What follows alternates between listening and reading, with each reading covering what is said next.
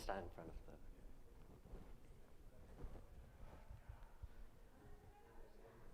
Do I need to stand more to the left, or? This right here. Okay. Yeah.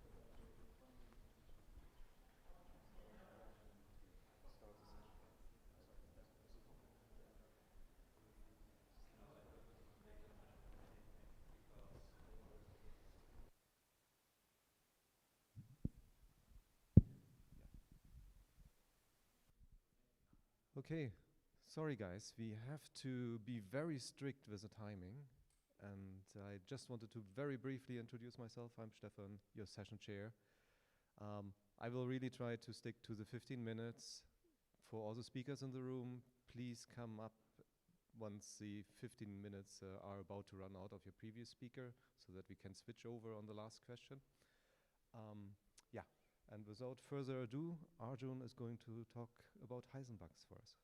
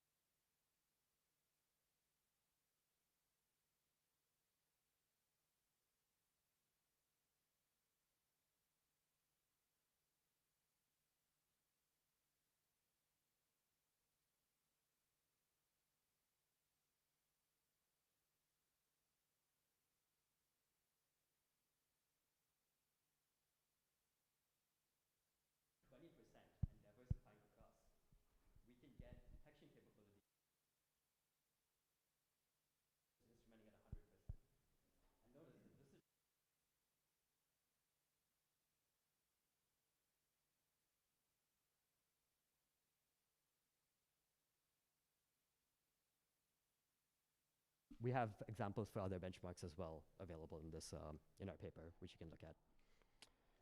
And so finally, before I conclude, I would like to establish that this is not just a mechanism for data races. It's a generalizable methodology involving partial instrumentation and diversity. And we can apply this across a range of non-deterministic program analysis, taint tracking, performance bottlenecks, compiler bugs, and more. And so with that, what I envision as the embedded debugging future at scale would be that we run our static analysis tools, but when we do hardware in the loop simulation testing, we can run across a full range of instrumentation with diversity. We can't do this in deployment, however, so we bound our max instrumentation to something on the order of maybe 0.1 or 0.2% if we're deploying across millions of devices. And if you do happen to scavenge for these bugs in the wild, you have the exact bugs that appeared. You can create your bug patches, send them back, and run sort of this closed loop system. And so that's the end of my talk. I've put up a link to my paper and dataset and my email, and I'm happy to take questions. Thank you.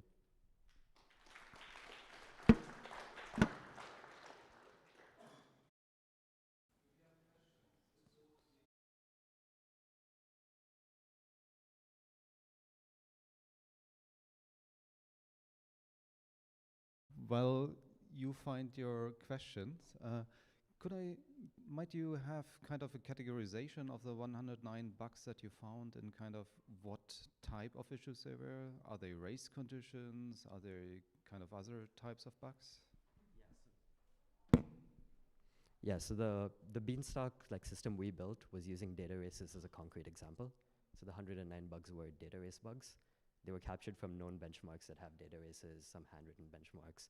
But the idea in general was just to evaluate this concept of diversity at scale. And these were just data races, but we think you would see similar trends with other bugs that I just pointed out.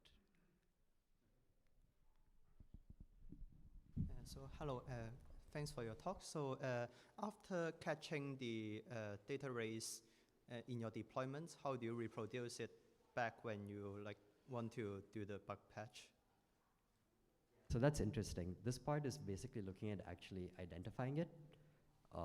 There are several tools in research now for scheduler-directed algorithms. This is not something we did as part of this work, but the idea is once you have the instrumentation, the points, the instructions that actually race, you could use one of these scheduler-directed tools to actually reproduce it.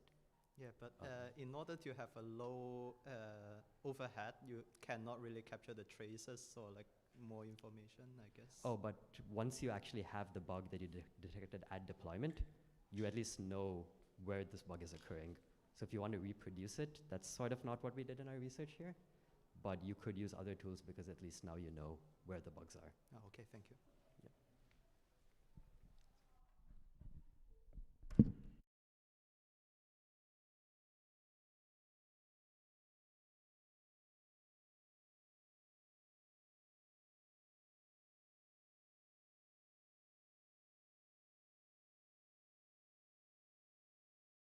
Engine here.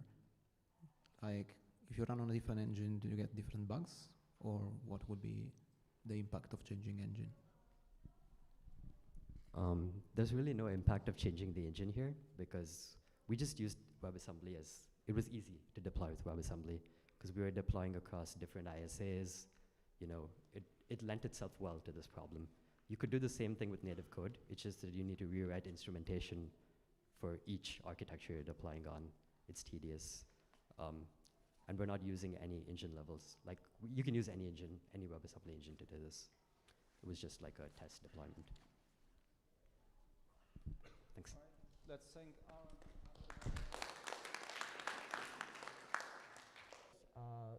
in particular, the runtime overhead. We compare the runtime overhead of our approach called tail tracer with that of Casper and the naive tracing. As can be seen, so on spec,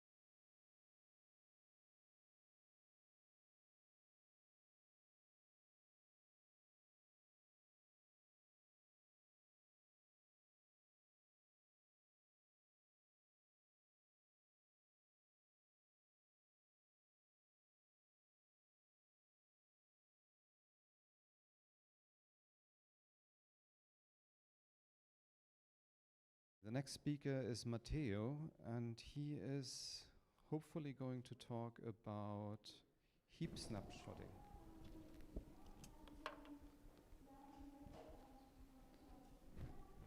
All right, that's okay.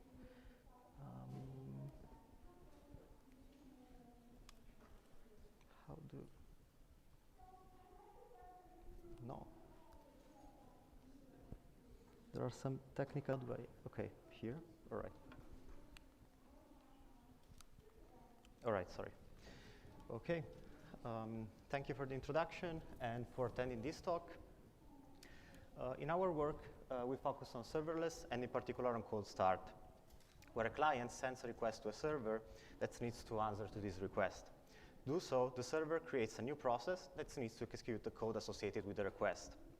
This code, however, is initially not located in memory and thus needs to be fetched either from the storage or from the network.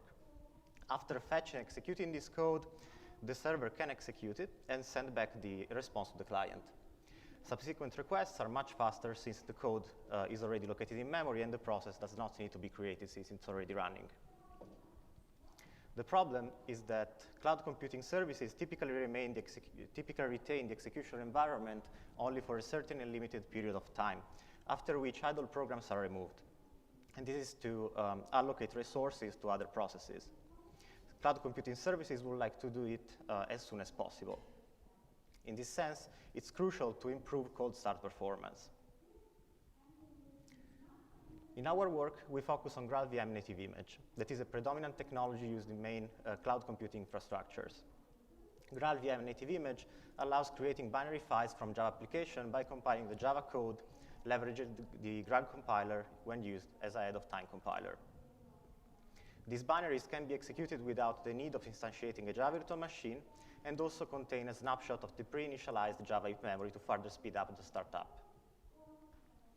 Our goal is improving the spatial locality of the objects stored in this snapshot to reduce page faults and thence reduce the associated I/O traffic. I would like to list here the contributions of our work. First, we propose an approach to map semantically equivalent objects in different binaries of the same application. To do so, we propose the concept of context-augmented heap path. In particular, we match CAPs, context-augmented heap paths of objects. First, exactly, and then we propose a partial path matching algorithm that allows to match more objects. And this exploits a similarity metric for CAPs. We then integrate our approach in native image, and we evaluate its performance. Here we can see a simple example. Java code consists of a main class that defines a main method. The main method here simply checks whether the user provides a -v option.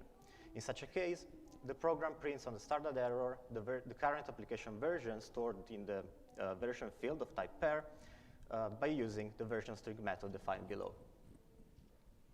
In this example, we consider only method main, method version string, and the 3 objects of type pair and the 2 integers. On the right-hand side of this slide, you can see a native image binary produced by the default native image implementation. Here you can see different cells. Each cell represents a page of the binary. You can see 2 sections, the text section and the SPM section that contains the snapshot of the heap. In particular, you can see that the 2 methods are located in the first page of the text section, while the 3 objects we consider are located in 2 different pages of the SVM heap section instead. If we execute this program by providing the -v option, we encounter 3 different page faults, 1 to the text section and 2 to the heap sections. Our goal is compacting the accessed objects in fewer pages to reduce the total number of page faults. In this case, we get 2 page faults in total. In this slide, I show a visual representation of a native image binary, in particular the baseline and its optimized version, to show the effectiveness of our approach. We focus on the SVM heap section here. Here, each cell represents a page of the binary, and we focus in particular on the green cells that represent pages that caused page faults. As you can see, typically, only a small percentage of the objects in the snapshot is accessed, and our technique is effective in reducing this number of green cells and thus page faults. We do so by changing the layout of native image binaries during compilation. And we do it by extending existing profiles collected by instrumented native image binaries, and we use these extended profiles to generate the optimized binary with the new layout. We generate the instrumented binary by leveraging event tracing profiler and emitting also some metadata. We then collect a method invocation trace and an object access trace by executing the instrumented binary, and we use these traces in the optimized image build process to perform the optimizations, which is storing methods and objects based on their first invocation and access, respectively. The issue in this workflow, so in profile-driven heap layouting, is that this process requires mapping objects in the optimized binary to the semantically equivalent objects in the instrumented binary, and thence the objects that appear in the trace. This is challenging for two main reasons. First, objects do not have a unique identifier that is stable across builds. And second, the heap snapshot contents are not guaranteed to be the same across builds. This is for several reasons. For example, non-determinism in running crash initializers, non-determinism in the JDK, profiler that influences the contents of the binary, or different compilation decisions. For example, different inlining decisions across builds, of course. So our problem becomes matching two different heap object graphs. We simplify this problem by comparing single paths from roots to individual objects. Let's consider again our example Java code, and in particular the case where the pair instance is constant folded into the main method. This produces simplified heap object graphs that looks like this. So we have a pair and two integers as children. We identify the pair instance using the path consisting of the pair itself, the integer in the left field using this path, and the integer in the right field using this other path.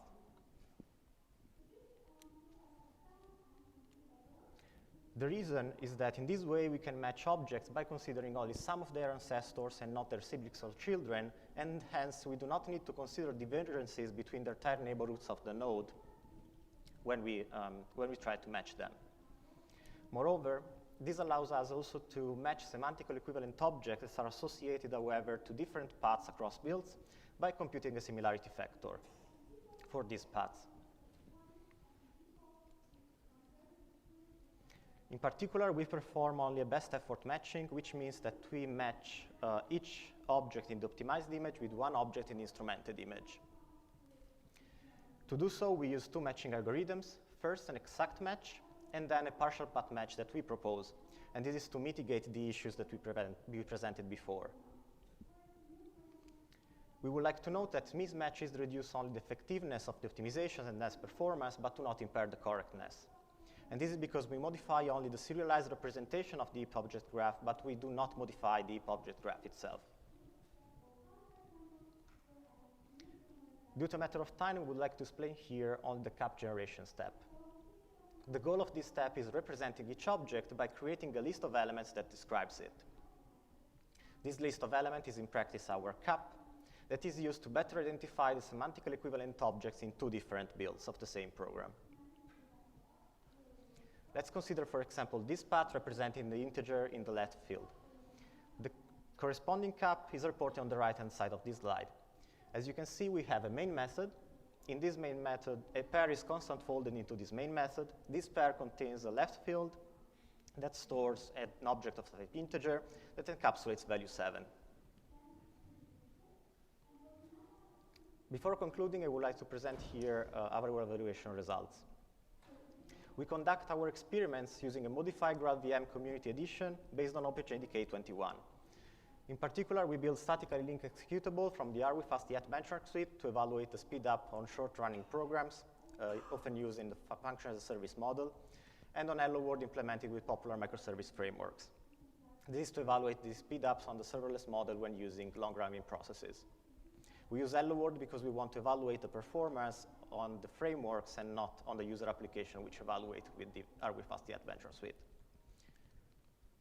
In terms of metrics, we evaluate page fault reduction factors using perf and performance, in particular in the execution time, end-to-end time for RWFastYet, and time to first response for microservices. We evaluate different ordering strategies namely code and heap, where we order only code and heap respectively, and code plus heap, where we order both together. In this plot, you can see the page fault reduction factors achieved by our technique. On the y-axis, the higher the better. On the x-axis, you can see the benchmarks. Are we fast yet up to towers, and then microservices. Different columns represent different ordering strategies. Overall, we see that heap ordering leads to higher reduction than code ordering, and then code and heap ordering are synergistics. Code and heap are not independent, but the heap is laid out based on the code, as also the accesses on the heap depends on the ordering of the code, and the heap also represents some metadata related to the code, so there is an interconnection here. We can see that we have a geometric mean reduction of 3.14 for our fast yet, 2.72 for microservices, and 2.98 in total. Here we report the execution time speed of factors instead that mostly correlate with page fault reductions with some exceptions. In particular, on microservices, we have higher speedups for code and heap. We have a geometric mean of 2.0 for our fast yet, 1.92 for microservices, and 1.98 in total. To conclude, we proposed a new concept of context-augmented heap path that we use to match semantically equivalent objects in different binaries of the same application. In particular, we use an exact matching and a partial path matching that we propose. You can find the details in the paper that we have not presented here due to time. We integrated our approach in native image, and we evaluated it on our fast yet and on popular microservice frameworks, showing a page fault reduction factor of 2.98 on average and 1.98 average speed up. I would like to thank you for your attention, and I would be glad to answer your questions.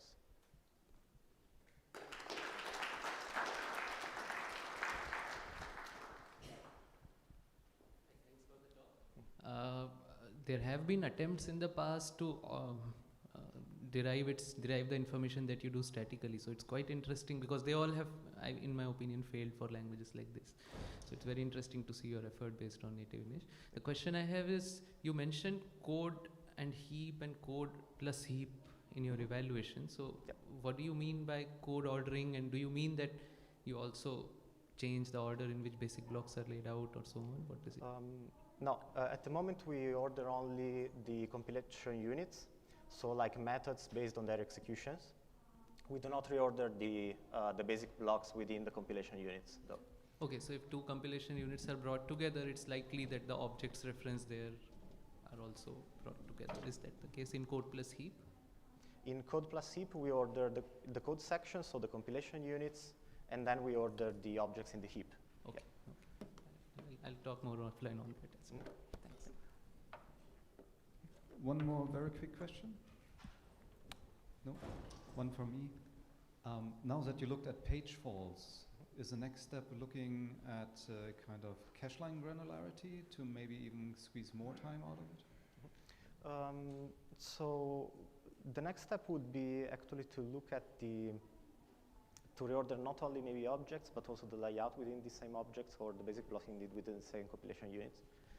Because at the moment we have, for example, if you look at the visualization, you see that we have huge arrays, for example, containing native image metadata. We order only these arrays, putting them one after the other. The issue is that we do not order the elements within the arrays, so we have page faults that are caused by accessing single objects located in different pages. So we were thinking about, instead of cache lines, we were thinking about further reducing page faults by looking at the finer granularity in that sense. Okay, cool. Thank you very much. Thank you. Let's thank Matteo.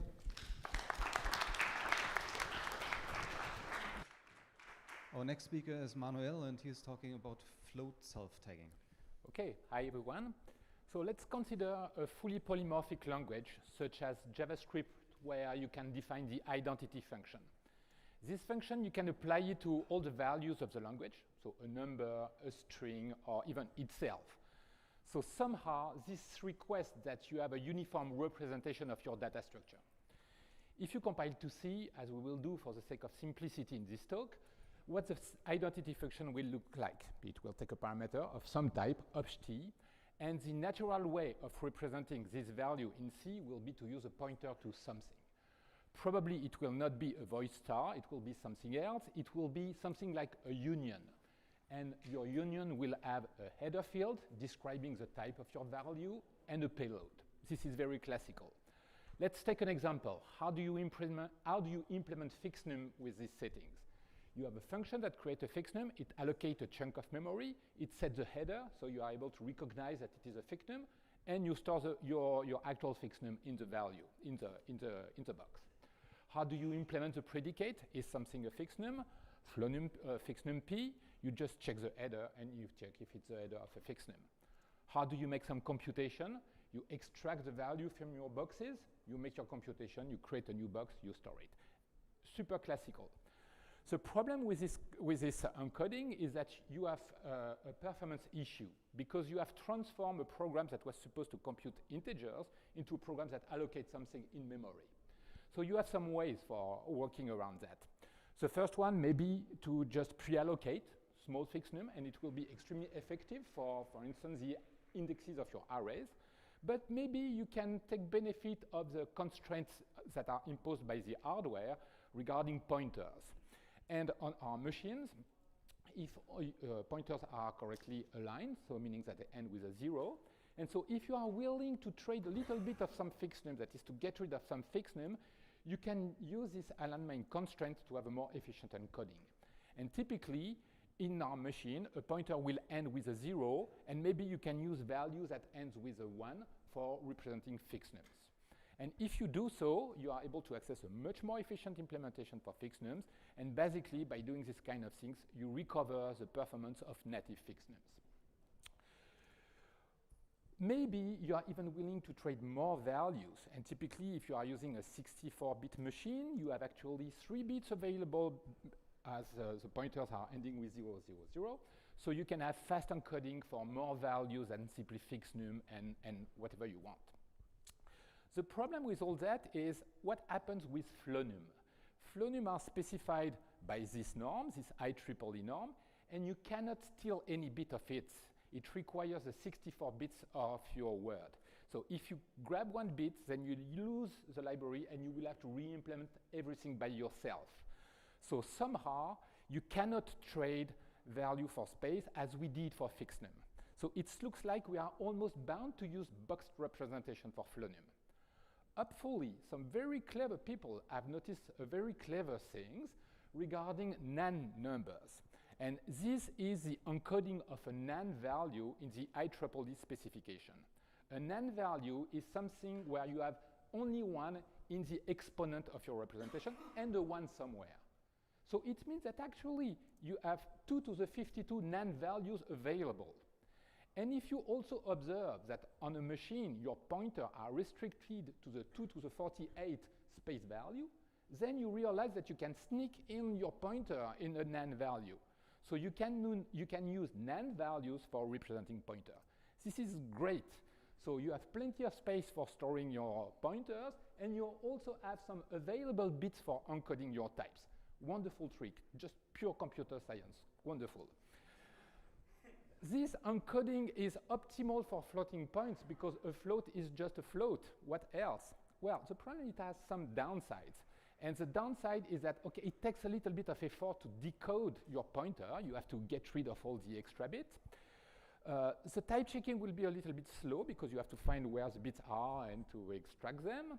It works only on 64-bit machine, and it is what I would call a day 1 technique, meaning that if you have already a running system and if it is not prepared for NaN tagging, maybe adapting NaN tagging is not that trivial.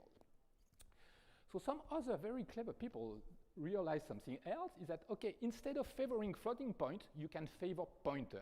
And the only thing you have to do is you take a floating point and you add this bias. And by doing that, well, you have shifted all the range, and from now on, your pointers are correctly aligned with just 0 where you want. So you don't need anything else for decoding a pointer now. So it's great, you have recovered the performance of direct pointers, so you have fast object. You have introduced a little slowdown for floats, but maybe that's quite okay. And once again, it only works for 64-bit machine, and once again, it's only a day 1 technique. What we are proposing is another possibility in this space of implementation of floats. If you consider the space where on the left-hand side you have fast object, on the right-hand side you have fast flow num, you have non-tagging, which is over there, and what we propose is something closer to the fast implementation of objects. So how our technique works? Very, very simple. Let's take a random number, anyone. And for in this slide, 3.02. What is the encoding of this number? This configuration of bits. You can arbitrarily say that, okay, this bit pattern now will represent on my system fast flow nums. And you have nothing else to do. You just decide that 001 is for fast flow num. And that's it. So you will distinguish fast flow num, which are flow nums represented by this bit pattern, to slow flow num. So how will you implement that in C? Well, you will have a predicate that tells you something is a flow num, either if it is a fast one or a slow one. How do you go from something which is an object into something, or the predicate, sorry, is just checking that you have the correct configuration on the right-hand side. How do you go from something which is an object into something which is a double? You just check if it's a fast flow num, you already get the flow num. If it's a slow one, you extract it from its box. And how you go the other way around, you check if the bit configuration of your double corresponds to what you have declared to be a fast flow num. You are done. Otherwise, you create the box as usual. Wonderful, isn't it? Great idea.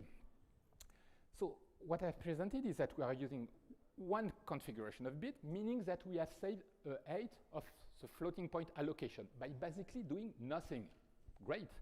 If 1/8 is not enough, maybe you can go to a quarter of the floating point you want to eliminate, and you can go as much as you want. But whatever you do, this great ID turns out to be a bad great ID, and for this program. Because what you are doing here is that you keep changing your floating points, meaning that you keep shuffling the least significant bit of your float. So your predicate, deciding if something is fast or slow, will keep changing. So you have just killed your branch predictor. So you have saved a lot of memory allocation, but you have bad prediction. So the idea is to use contiguous interval for your fast flow num. And if you're able to do so, you will be safe. How to do that? Instead of using the least significant bit, let's use a bit of the exponent, and we will be done.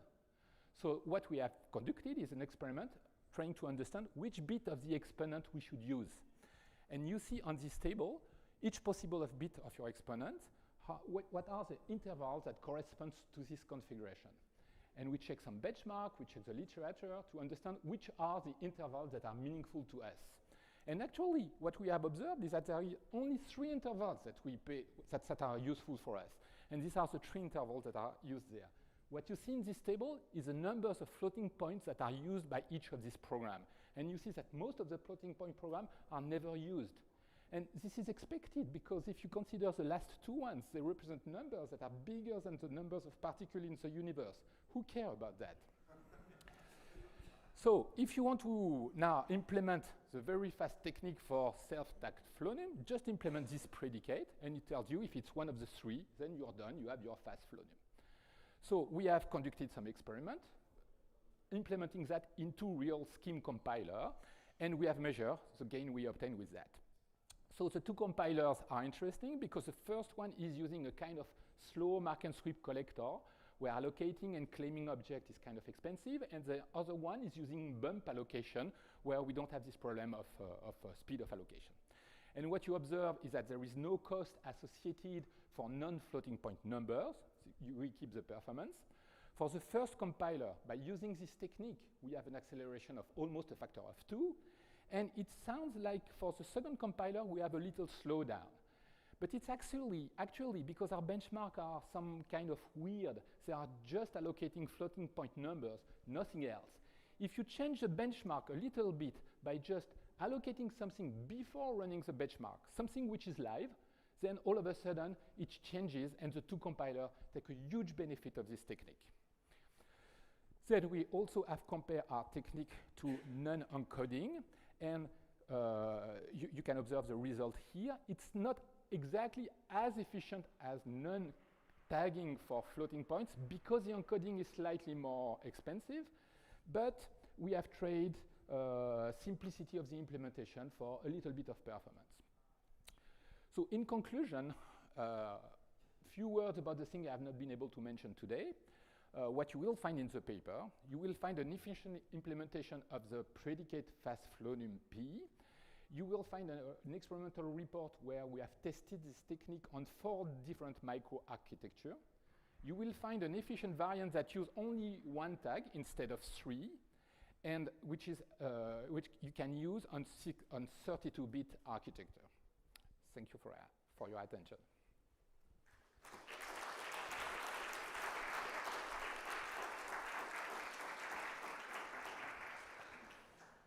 Okay, for your questions, please come up to the microphone.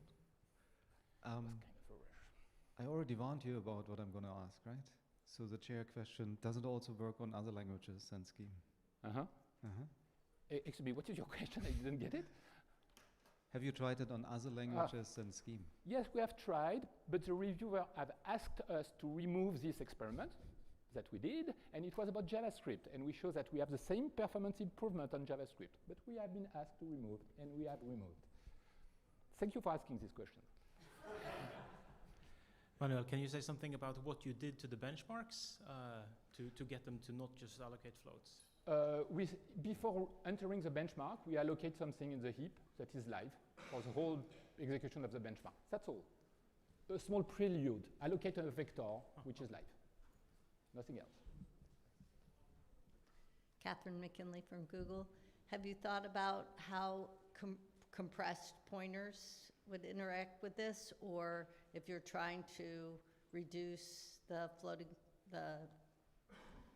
make it the floating point number smaller, like a bunch of the approaches in ML now say, we don't need all these precision bits, so how would that work in that setting? No, we did not. But next future work? Maybe not, because in our languages, actually, phlonym are not that important. We really want to favor pointer. It's just that we don't want to have a too inefficient implementation of phlonym. So maybe, but maybe not. Thank you. Thank nice you for your work. question. Hi, Fabian Murberg, Australian National University. When you evaluated what floating point numbers actually show up, do I get this right, that there are basically no negative floating point numbers? No, you're wrong. There are negative numbers. Right, but like you only, wasn't the 111s at the bottom? The sign is on the left, so I didn't mention the sign, but yeah, we do have negative. We do have negative floating point. Yeah, sure. Okay, thank you. All right, let's thank Manuel one more time.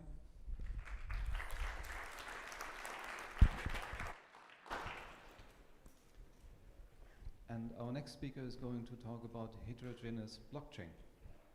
Thank you.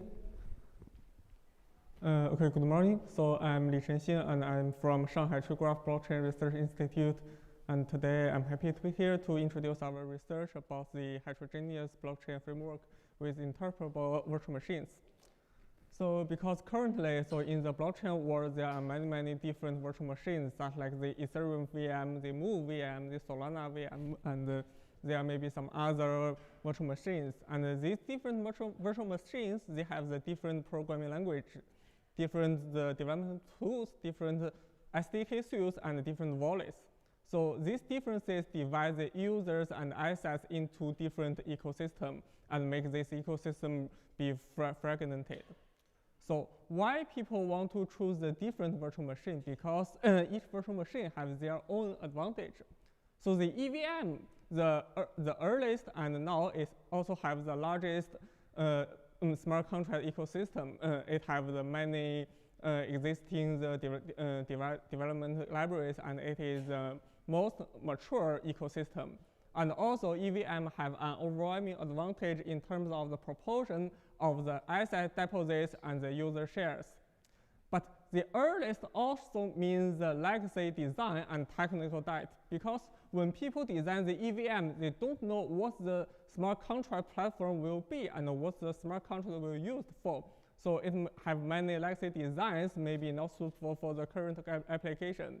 And some new virtual machines, such as the Move, they, in their design, they have many modern designs which gives the native support for the assets for the financial applications, such as the formal verification, the safe ownership, and the resource-oriented design. However, the application developers usually choose the EVM because of the market consideration. So what we want is to build a unified blockchain that runs multiple interpretable virtual machines. So in such an architecture, we have multiple virtual machines in one blockchain framework, and each virtual machine will have its own RPC module because it needs to retain the compatible with its existing ecosystem. And each of their RPC module will receive the transactions in this system, and there will be a unified consensus layer to put multiple types of the transaction from multiple virtual machines together and to reach the consensus.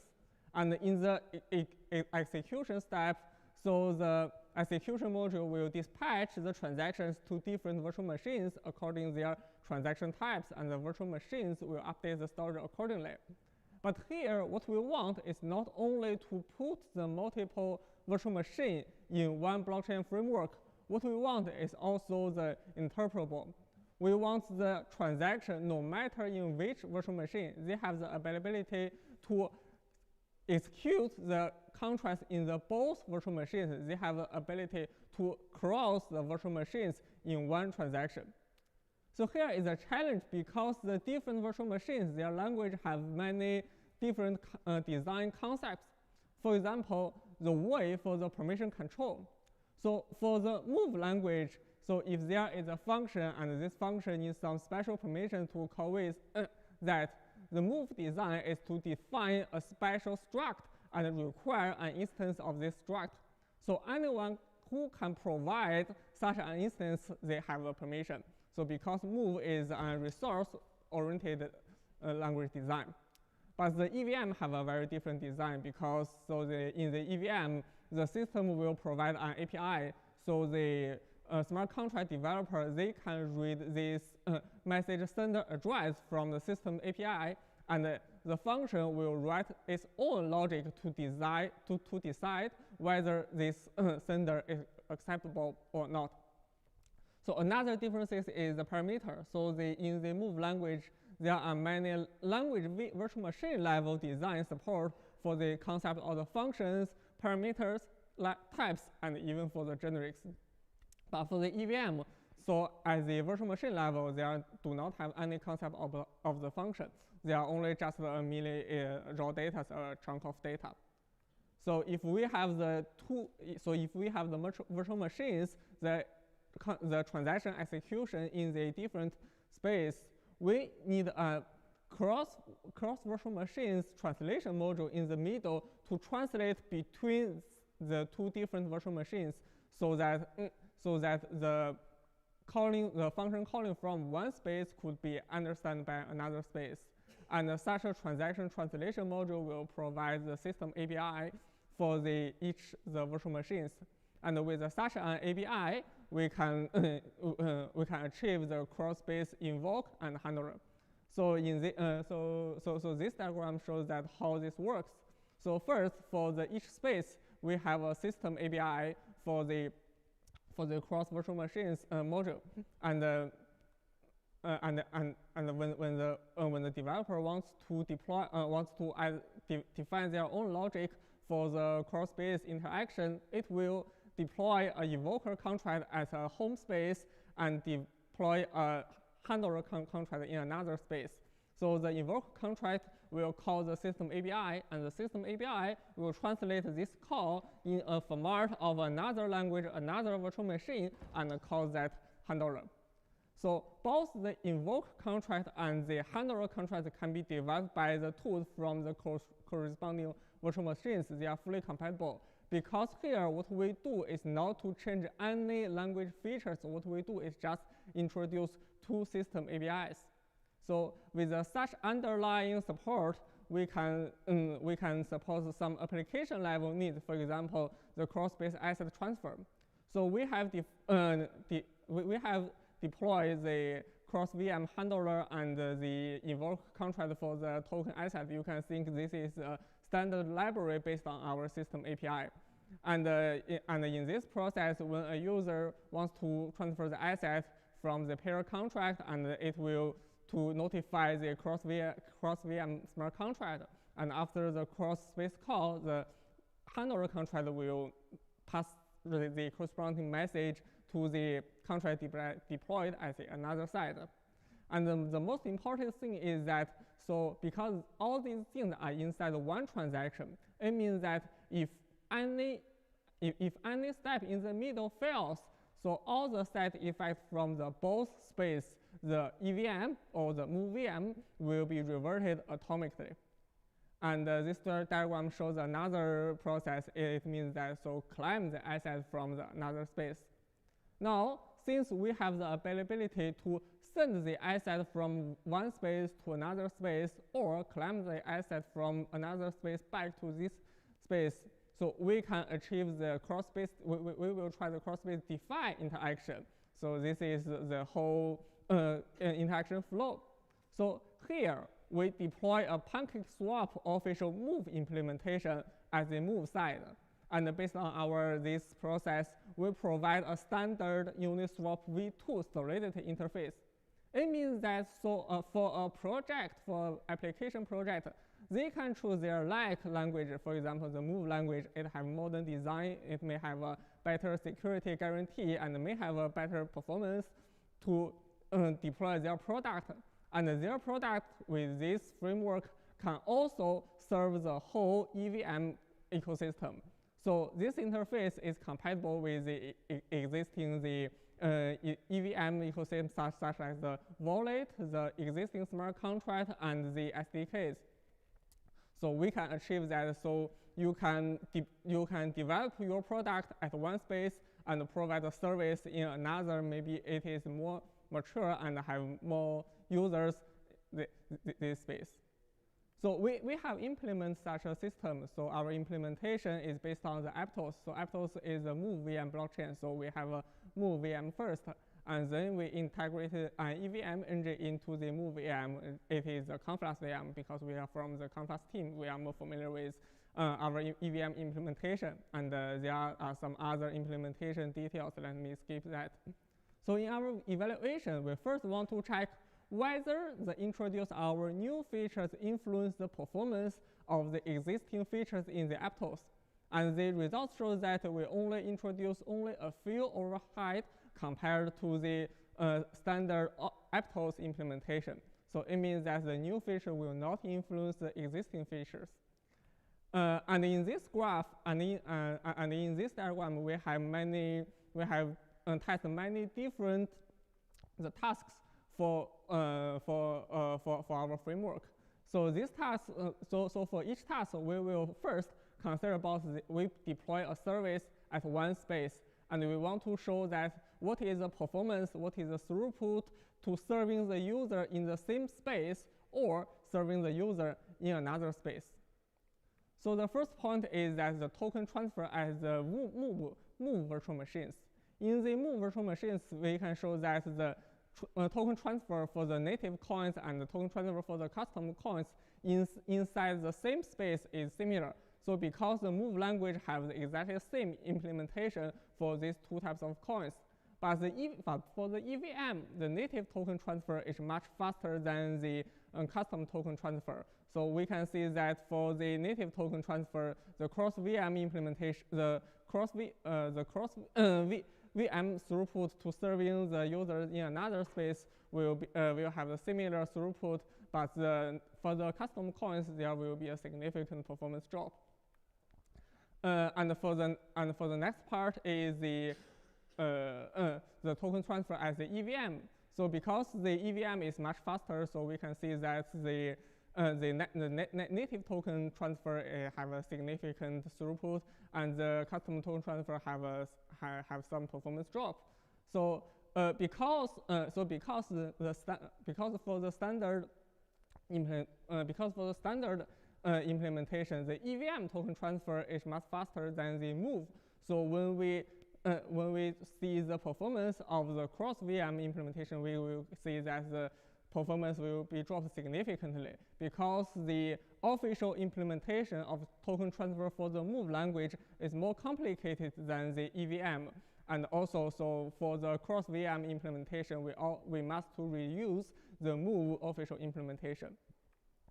And next, there is maybe some interesting insight is about the define the Uniswap performance. We deploy the pancake swap official implementation at the move side, and we also deploy the official Uniswap performance at the EVM side. These two DeFi products have a very, very similar functionality and have the same product logic. And we can see that when we serving the user from the same space, the move implementation is slightly higher than the EVM implementation. This may be indicated that for the complicated financial applications, the move language have a better performance than the EVM, and it also have a better security. And when we see that, when serving the user from another, space, we will see that the performance is about 1/3 compared to the user from native space, because we have many overhead from the cross VM handler, from the token transfer, stuff like that. So there will be a performance drop. And for the future work, there is an interesting point is worth studying is the economic model. So because for a blockchain system, each block have a capacity for the computing resource. So if there is only one virtual machine, the result is trivial. But if we have multiple virtual machines, things become tricky. So should we give a fixed resource allocation for the different virtual machine, or should we introduce some dynamic bidding model for things of that? And another point is that, so this is what really happened on the confluent mainnet is a cross-space arbitrage. So if we have multiple virtual machines, if one virtual machine have many users and use needs and makes the transaction fee is expensive, and another virtual machine is cheaper than the first virtual machine, people will use the cheaper virtual machine, use the cheaper space, and use the cross-space call to interact with the expensive space to obtain the transaction fee. So is it an acceptable behavior, or should we disincentivize such a behavior? So there are some small decisions require some insights from the econ or the gaming theory. So as a conclusion, we built a unified heterogeneous multi-VM blockchain framework, and it have a good performance and with fully two-chain compatibility. Thank you.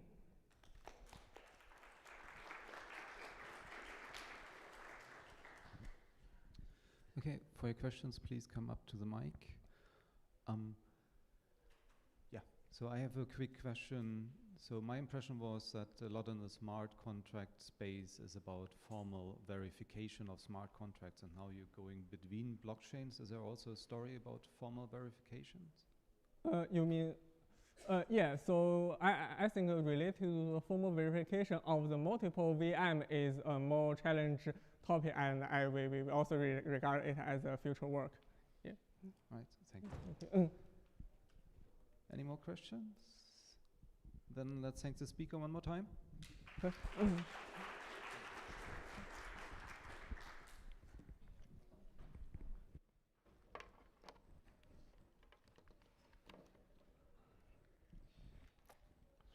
And I believe our next talk might be about garbage collection and engineering systems. Yeah. Okay, thank you. So I'm very glad here to present our work evaluating a research garbage collector in Google's production environment. And in this talk, we will talk about how did we improve over the state of the art by 9%. And in PRDI 2022, we published the ERXA garbage collector paper. And in the paper, we discussed that ERXA generally has better performance than other OpenJDK collectors. But in the paper, we still left some threats to validity. We set out to productize ERXA, but before that, we need to address these limitations. The question here is that whether can we do that without sacrificing the performance? In detail, we evaluated ERXA in Google's productization environment. Productizing a garbage collector is not easy. Most of the OpenJDK garbage collectors took over 5 or even 10 years to become production ready and also being adopted in industry. So for example, G1 was published in 2004 and it became production ready in 2009. This is also the same for the other two modern JDK collectors, Shenandoah and ZGC. ERXRGC took a very different approach and also innovative approach comparing to the OpenJDK collectors. Due to the time, I'm not going to discuss all the technical details. Please refer to the ERXR paper for more details. I'll just quickly go through two high-level design components. First, ERXR uses reference counting to improve reclamation immediacy. We add 3 temporal coordinate optimizations. We first adapt deferral RC so that we can postpone the processing of stack pointers to the upcoming GC pause. And then we adapt the coalescing RC optimization. This observes that, as shown in the middle of the screen, if a pointer is updated multiple times, all the intermediate pluses and minuses, they can all be canceled out. We only need to apply the first decrement and the last increment. And we also adapt implicitly data optimization. This allows us to ignore young objects. With all these 3 optimizations, we use reference counting to achieve timely reclamation while still having great performance. ERXR also uses image space to perform opportunistic evacuation to reduce evacuation overhead. The image space divides the memory into 32K blocks, and blocks are further divided into 256 bytes lines. A block can be a mix of occupy lines and free lines. For the free lines, as shown in the green span in the screen, image space is able to directly reuse these lines for allocation without any copying. And for the fragmented blocks, for example, the block on the left, we still want to evacuate them. Similar to the other implementations, we do a small transit closure to copy the remaining live objects out of the block. But during this process, we can still reuse the existing lines for allocation without having a large copy reserve. And this is how we use image heap to perform judicious and targeted copying. We only need to do a small amount of copying, and we can do that totally in the pause without the expensive concurrent copying. And the workload we chose to evaluate ERXR is called LSJ. It stands for latency sensitive Java. The whole LSJ environment has a lot of challenges. For example, it uses G1 as its default GC, but G1 on LSJ is highly specialized and optimized. It has no concurrent marking and only performs young GC. But young GC cannot reclaim mature memory, so G1 still needs to periodically trigger the expensive full GC. But this will also directly lead to large pause time and high tail latency. To mitigate this, LSJ introduced a mechanism called lame-duck. Whenever G1 wants to do a full GC, LSJ will directly shut down the server and redirect all the requests to some other servers until the full GC is finished. Basically, all these setups makes G1 performing extremely well on LSJ. And also, LSJ requires a fully featured GC. To make ERXR working with LSJ, we need to add multiple missing JVM features like compressed pointers, class unloading, and weak references. Also, LSJ is complicated and restricted. It's a huge workload running on a shared machine, and it contains user-sensitive data. All these restrictions making directly debugging on the LSJ server extremely difficult. So to simplify our process, we came up with a systematic methodology called pathology mapping to help our debugging. So it is an iterative process. The idea is really simple. In each iteration, we first find a pathology on the production server, and then we map the problem to a locally manageable benchmark. After we figure out the problem and fix the problem, we map the solution back to the production server and evaluate. By repeating this process multiple times, we solved many correctness and performance issues. I'll just pick one example to demonstrate how this works, the virtual space fragmentation problem. Basically, LSJ uses a JVM feature called compressed pointers, and it only supports up to 32 gigabytes of contiguous virtual memory. And LSJ also sets the heap size to 31.5 gig, right on the boundary of the max memory limit. This means that the heap now is very sensitive to the memory fragmentation. G1 solves this problem by performing expensive full heap compaction in full GCs, but the consequence is that it can also lead to high pause time and high latency. ERXR has no compaction, so we started to see out-of-memory crashes. We applied the pathology mapping to solve the problem. First, we observed the symptom that ERXR crashes a lot due to out-of-memory. Because it was extremely difficult for us to directly debug on the server, we had to map the problem to a locally manageable benchmark. We used a couple H2 to reproduce the problem by setting heap size to 31.5 gig. Although H2 was the largest workload in the switch, it's still relatively small. The live set size is only around 700 meg. Setting heap size to 31 gig did not actually change anything. So we had to create a variant of H2 that uses much larger live set size, which is around 20 gig. And with this larger H2, we were finally able to reproduce a problem, and the problem was about inter-chunk fragmentation. In general, ARXA has two spaces, the immix and the large object space. They manages memory chunks at different granularities. When the two types of chunks are mixed with each other, it creates huge fragmentation in the heap. And ARXA has no compaction to quickly reduce that fragmentation, so we eventually start to see out-of-memory errors. After figuring out the problem, we tried a few solutions or workarounds. First, we still don't want to do compaction because we want to avoid large pause times. And one workaround we did is to set a clear boundary between the two spaces so that the chunks won't mix with each other. Also, we tried to reduce the heap size for ARXA so that it can be more tolerant to the fragmentation. After verifying those solutions on decouple H2, we ported them back and evaluated on LSJ, and it totally worked. So basically, we applied this process multiple times to solve many performance and correctness issues on the server. And now let's look at how ARXA's performance eventually looks like. So in terms of our evaluation, ARXA is implemented in MDK with OpenJDK 11. And here we use two different decouple benchmarks for evaluation. We use the 2022 dev snapshot to reproduce the original ARXA results. And we also use the stable release to evaluate the latest fully featured ARXA. We compare two ARXA versions, the original one and the latest one that is fully featured with all the correctness and the performance optimizations. And we also compare three different OpenJDK collectors, G1 and Shenandoah from JDK 11, and G1 from JDK 21. 21 was the latest RTS at the time of our evaluation. This table is a reproduction of the original ARXA evaluation, and it measures the total execution time, and we normalize the results to G1's total execution time. We report numbers on three different heap factors relative to G1's minimum heap. The green column is the original ARXA. So first, it's less stable, so we could only report 17 out of 22 decouple benchmark results.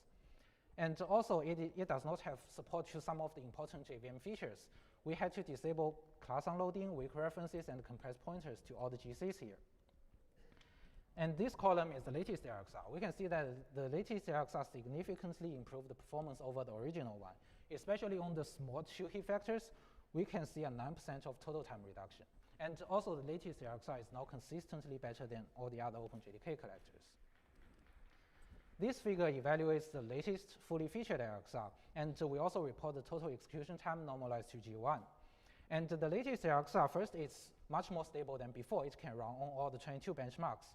And it's fully featured with support to all the missing JVM features. In the figure, the blue bars are G1, the green bars are ARXA, and the yellow bars are Shenandoah.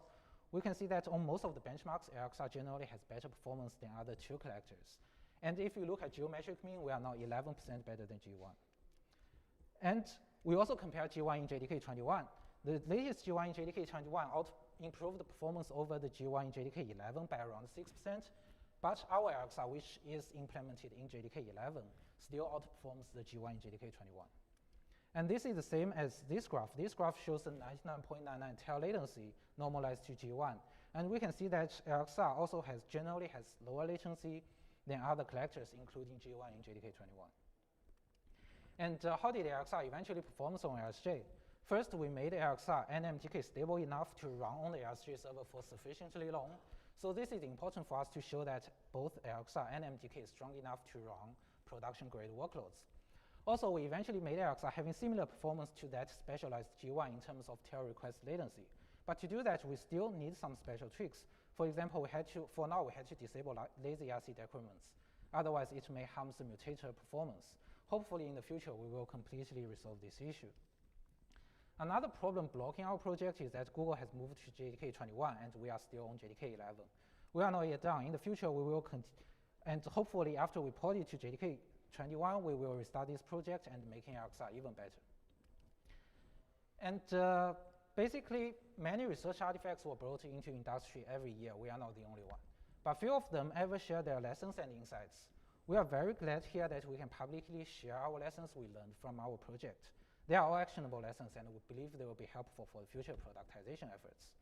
Due to the time, I'll just quickly go through 3 out of the 5 lessons. The first one is that a systematic combination of research and production methodologies can meet production objectives while simultaneously advancing the research state of the art. We deployed the ARXA in a production server, and as a result, we also improved the ARXA's performance by 9%.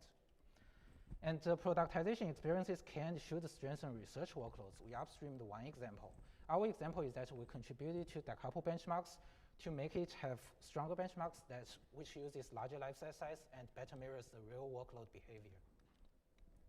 And L5, replacing core technology in industry is a challenging socio-technical problem. In terms of adopting new technology, many companies are often blocked by many non-technical issues. For example, long-term maintenance costs, restricted environments, and commercial concerns. These are not covered in our work, but we still need to be aware of this. And finally, I also like to add some discussion to the productization dividend.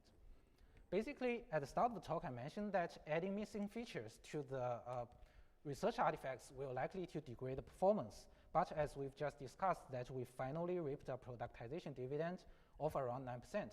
We feel this both surprising and disconcerting.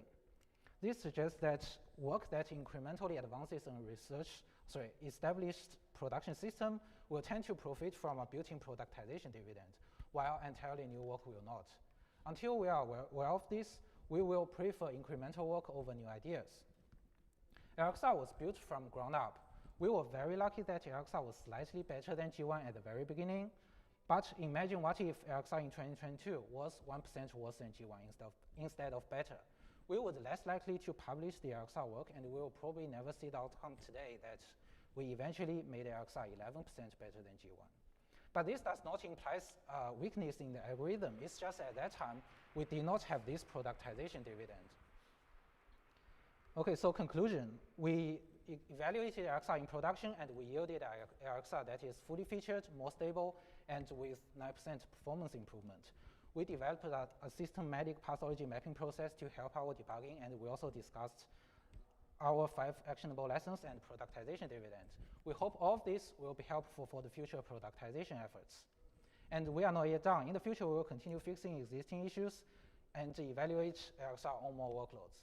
And we are also going to port LXR to more runtimes, including V8 and Android runtime.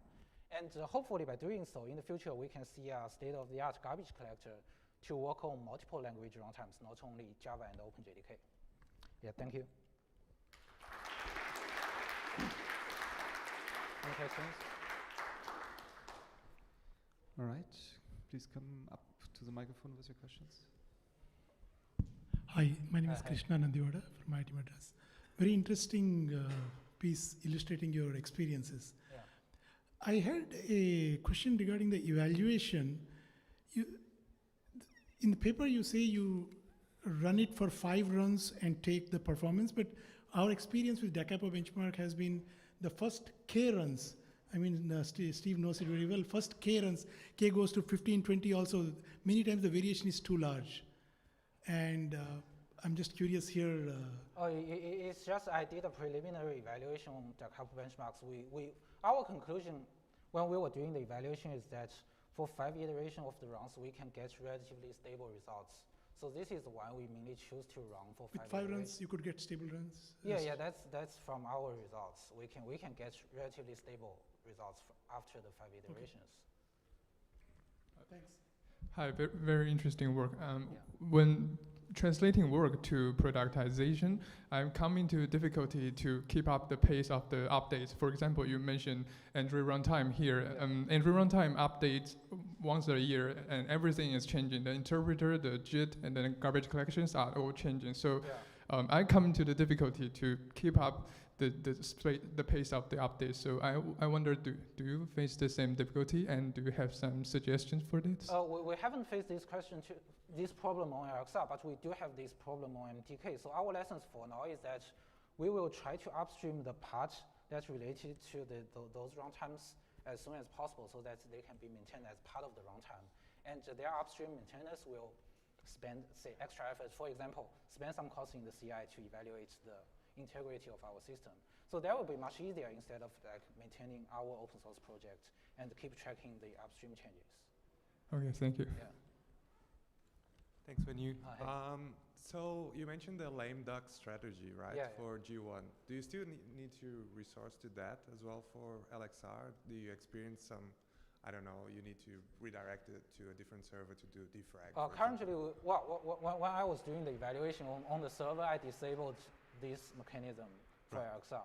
So it can totally work, but actually we did not observe any change. Well, the server has a lot of extra complications. For example, the servers, well, it is extremely difficult for us to directly measure the performance on the server because the server is actually, for example, the QPS, it depends on the time of the day. And because it accepts and processes real user requests, so it actually depends on which time you are running the server. And the results are really difficult to reproduce. So we could not have a, say, sound way to reason like how many performance change we observed after disabling this feature. Right. But we did disable that on the server. Gotcha. Thank you. Let's sing this Peter one more time. Yeah, thank you. Thanks everyone. That was the last talk for the session. I think there are still parallel talks going on, but of course there's lunch and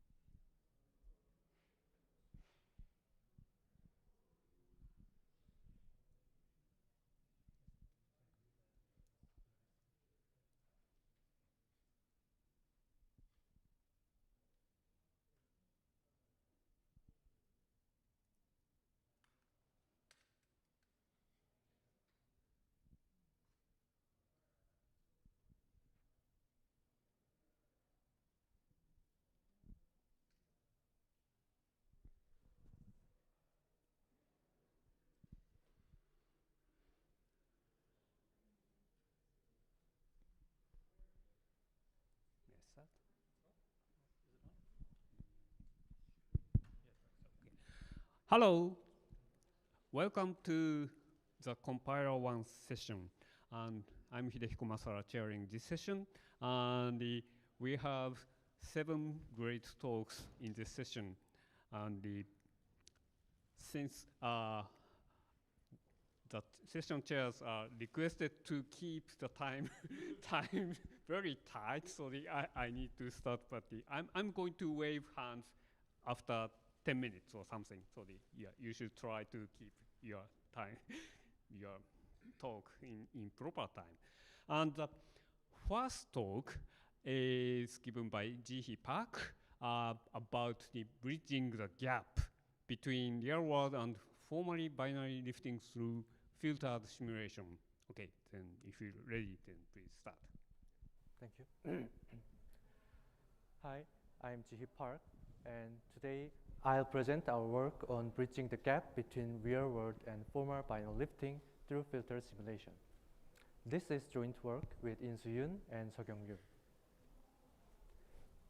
Binary lifting translates low-level machine code into a higher-level intermediate representation, enabling binary analysis at a higher level of abstraction.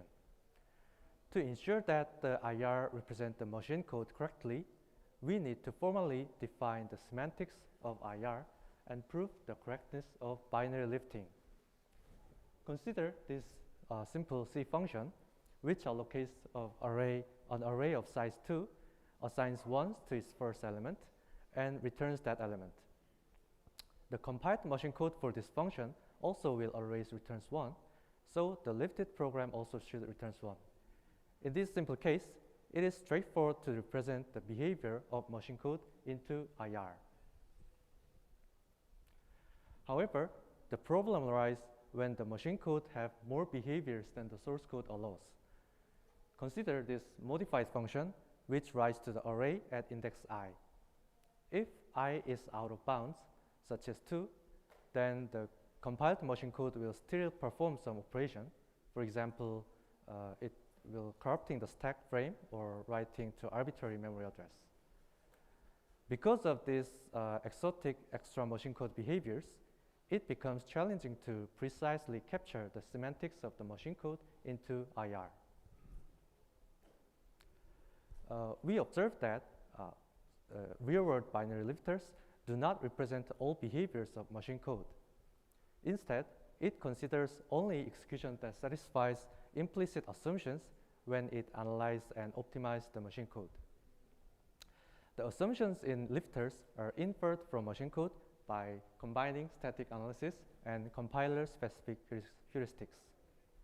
For example, if the lifter assumes the valid stack range of the function as -16 to 0, any memory access outside this range is considered as an assumption violation and excluded from the analysis and optimization of this IR.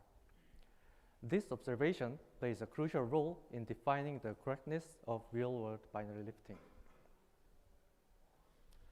Based on this idea, we formalize assumption-based binary lifting, which is behavior of the real-world lifters. More specifically, we identify 3 key transformations of binary lifting which uses assumption. Next, we define correctness of binary lifting as a filter simulation, a variation of bisimulation that considers assumptions. Finally, we implement a prototype binary lifter and evaluate it on x86, 64 Linux binaries. So to begin, we manually analyze the real-world binary lifters and identify 3 kinds of transformations which use assumptions. First is control flow graph reconstruction, which analyzes the flow of execution between basic blocks and enforce bounded control flow within the function. Second is abstract stack reconstruction, which infers the structure of the stack and optimizes stack pointer-based memory accesses. The last is function input and output identification, which annotates function calls with their inputs and output registers, enabling further optimization through callee saved and caller saved register information. We formalize these transformations and show that they satisfy some property which we define the correctness of lifter. Now, I'll explain about the formalization of correctness for assumption-based binary lifting. The core concept of our formalization is a lifting relation that connects a trace of the low-level program with a trace of the high-level program, but it does not require actual high-level program. It consists of assumptions, low-level program, a low-level trace, and a high-level trace. We color the low-level components in pink and high-level components in blue. For the example program, when the assumption specifies the valid stack range as -16 to 0, and the low-level program which uses memory relative to the stack pointer, the low-level trace which uses concrete global address for stack addresses, it refines to a high-level trace which uses abstract function local addresses. After we defining the filtering relation, which is a relation between two traces, then we define a relation between low-level and high-level programs called filter simulation as the proposed correctness for binary lifting. It consists of assumption, a low-level program, and a high-level program, and the equivalence relation between low-level and high-level trace. In this abstract stack reconstruction example, the equivalence is defined by exact equality of trace when substituting abstract pointers to concrete address given in the low-level trace. The formula below states the formal definition of filtered simulation in paper, and I'll now explain this with this given example. Filter simulation consists of two parts of simulation, backward and forward. The backward case is just like a traditional definition of simulation. In example, consider two traces in correspondence. The low-level trace has a concrete stack pointer value, while the high-level trace has an abstract one. And suppose the high-level trace take another step, then the low-level program must follow the corresponding step, such as assigning X to corresponding concrete stack address. This is just a rephrase of traditional simulation in our formalization. But the fourth case is a bit different than traditional simulation.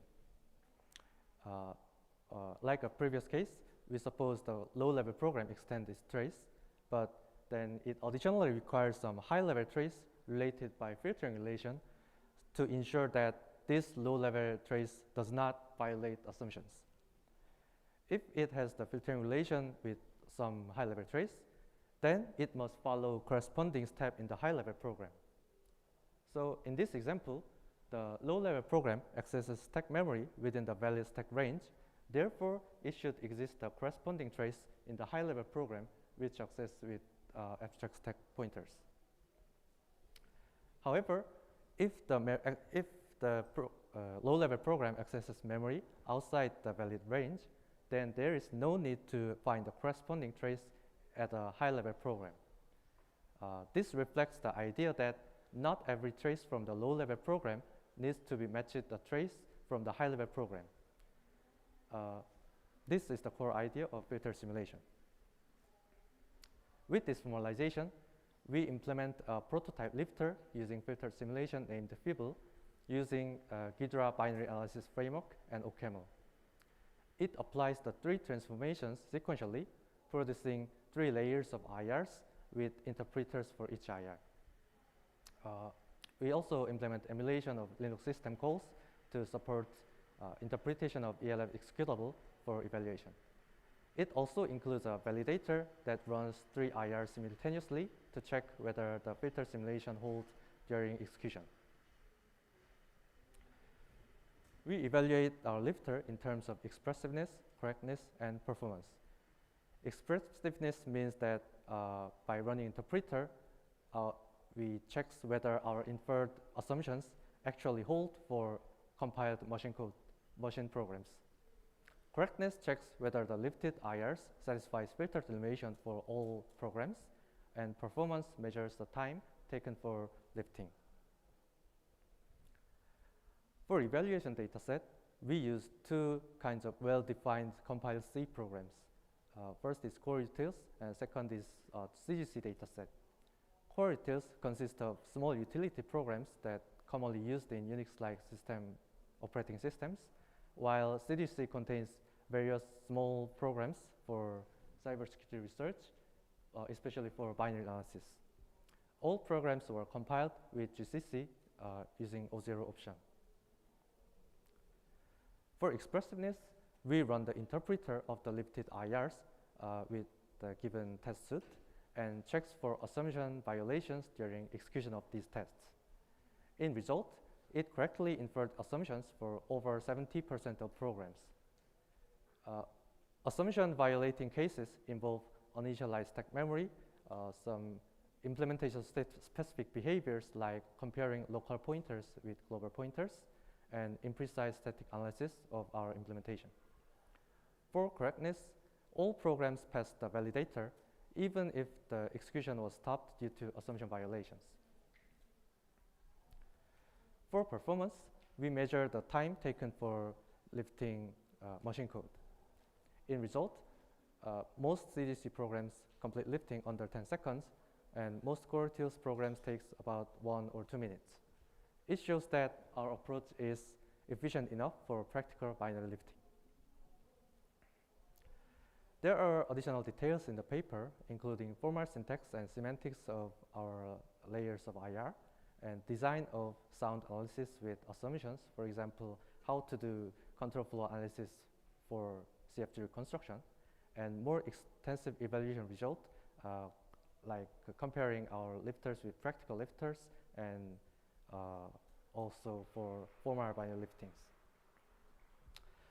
To conclude, we propose a new approach to formalize correctness for real-world binary lifting. We capture 3 essential analysis and transformations using assumptions, implement our approach for x86, 64 Linux, and successfully lifting core utils and CGC binaries with semantic guarantees.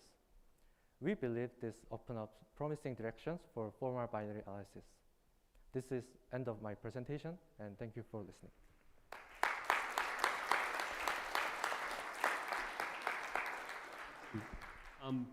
Any questions from the audience? If you have, then please come up to the microphone.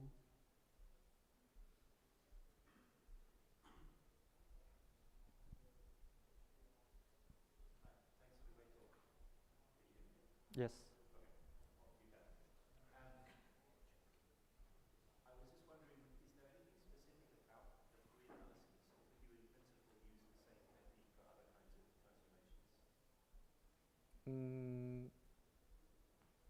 Thank you for a great question.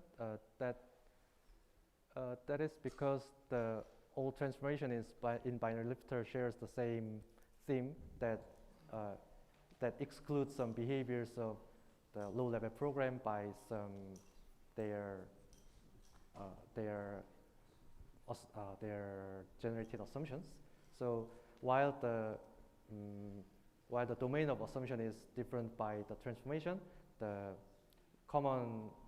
there is a common property that they only preserves the lower level trace when the assumption satisfies. Okay, this makes sense to me. I guess I was wondering, is that likely to also be common for other transformations or other analyses? What means other for binary analysis? I guess I'm wondering whether these applications of your technique are examples of a more general space of, maybe I'm misunderstanding, but I think I was wondering if you could next extend the technique to apply to other kinds of transformations that are performed.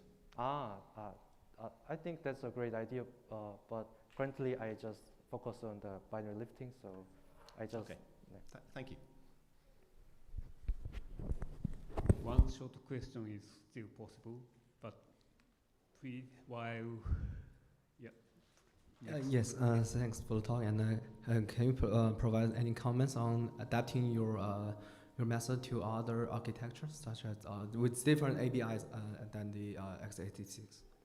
Yeah, basically our concept and theory is independent to architecture, but in practice, the implementation is it requires more engineering effort for implementing various kinds of architectures. Okay, thanks. Thank you again.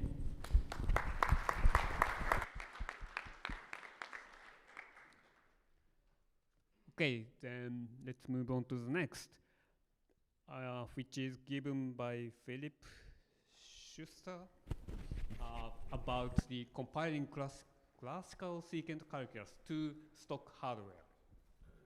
Well, thank you. Naturally, when you hear a title like this, there's two questions that come to mind.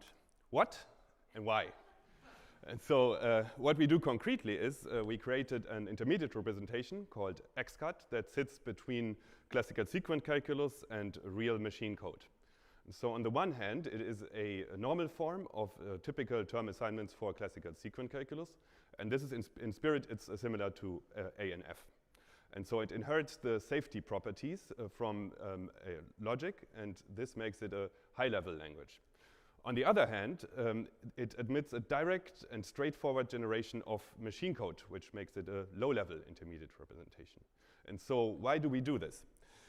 Our work on effect handlers has led us to the understanding that computation is interaction between a program and its context. And so in a pure program, this interaction is rather trivial. When the program is done, it returns the resulting value to the context, and it does so exactly once. In effectful programs, this interaction is much richer.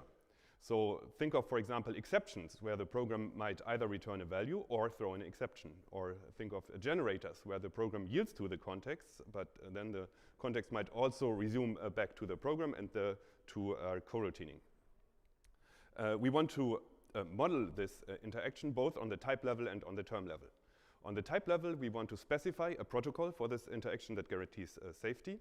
And on the term level, we want to directly express this interaction without any encodings or runtime system.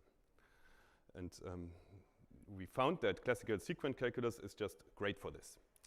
And so in his paper Untersuchungen über das logische Schließen 1, Gerhard Gensen invented natural deduction, which is a logical system, but then also invented sequence calculus originally as a technical device to state and prove his theorem of cut elimination.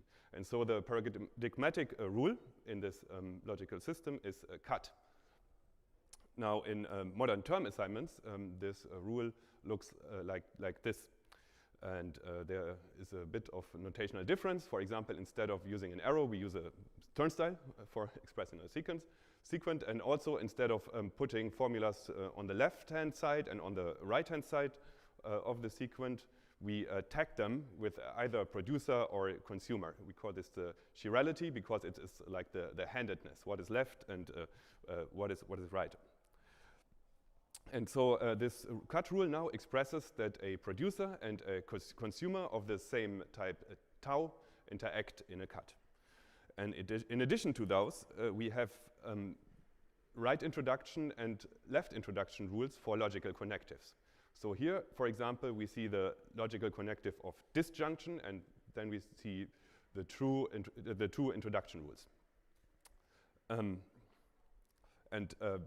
This is just the tagged union, and it is defined by having two injections. And that's a familiar typing rules and term assignments. What is perhaps less familiar is the left introduction rule, which is just a match. And it matches on either the first or the second injection. Now, if you want to have a traditional case statement, what we would do is we have a cut between a producer and such a match. On the other hand, we have conjunction, or more specifically, this is the additive conjunction if we care about linearity, or the negative conjunction if we care about polarity. And this is a tagged intersection, and it is defined by having two extractions, one for tau1 and one for tau2. And those are the left rules, and you can think of them intuitively as methods. And if we wanted to express a method invocation, again, we would have a cut between a producer and such a consumer, which is such a method.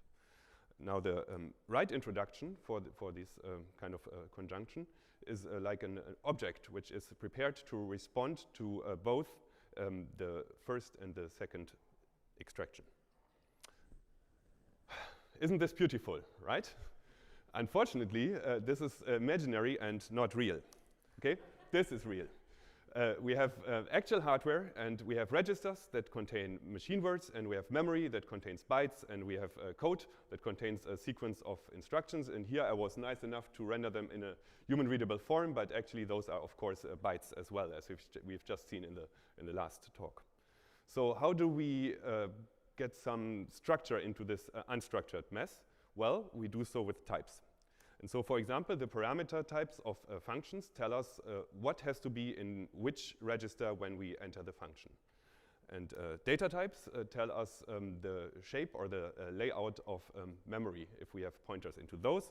And here we, of course, have a node of a binary tree that has two subtrees that again point into other pieces of memories. And the same invariants hold for those other pieces. Now, these algebraic data types, aka Rust-style enums, are very useful, and by now pretty much every language has them. What is less common are so-called co-data types, and intuitively they give structure to computation. So, for example, if we would explicitly pass an exception handler, this would be a pointer into code, and it would point to a vtable, let's say, with two methods, and then if we follow the second methods, it does a dispatch on the exception payload, which again then is a jump table. Now, after I've given you this intuition, let's look at a concrete example. Let's say we want to compile error handling code, and so we have a type of results that is either OK or an error, and then we have a function check that checks if the x is positive or not, and if it's positive, it's OK, and if it's not, then it's an error. And so in function main, we match on the result and then exit the program. Code like this is very common, and many languages have syntactic sugar for sequencing these kinds of matches.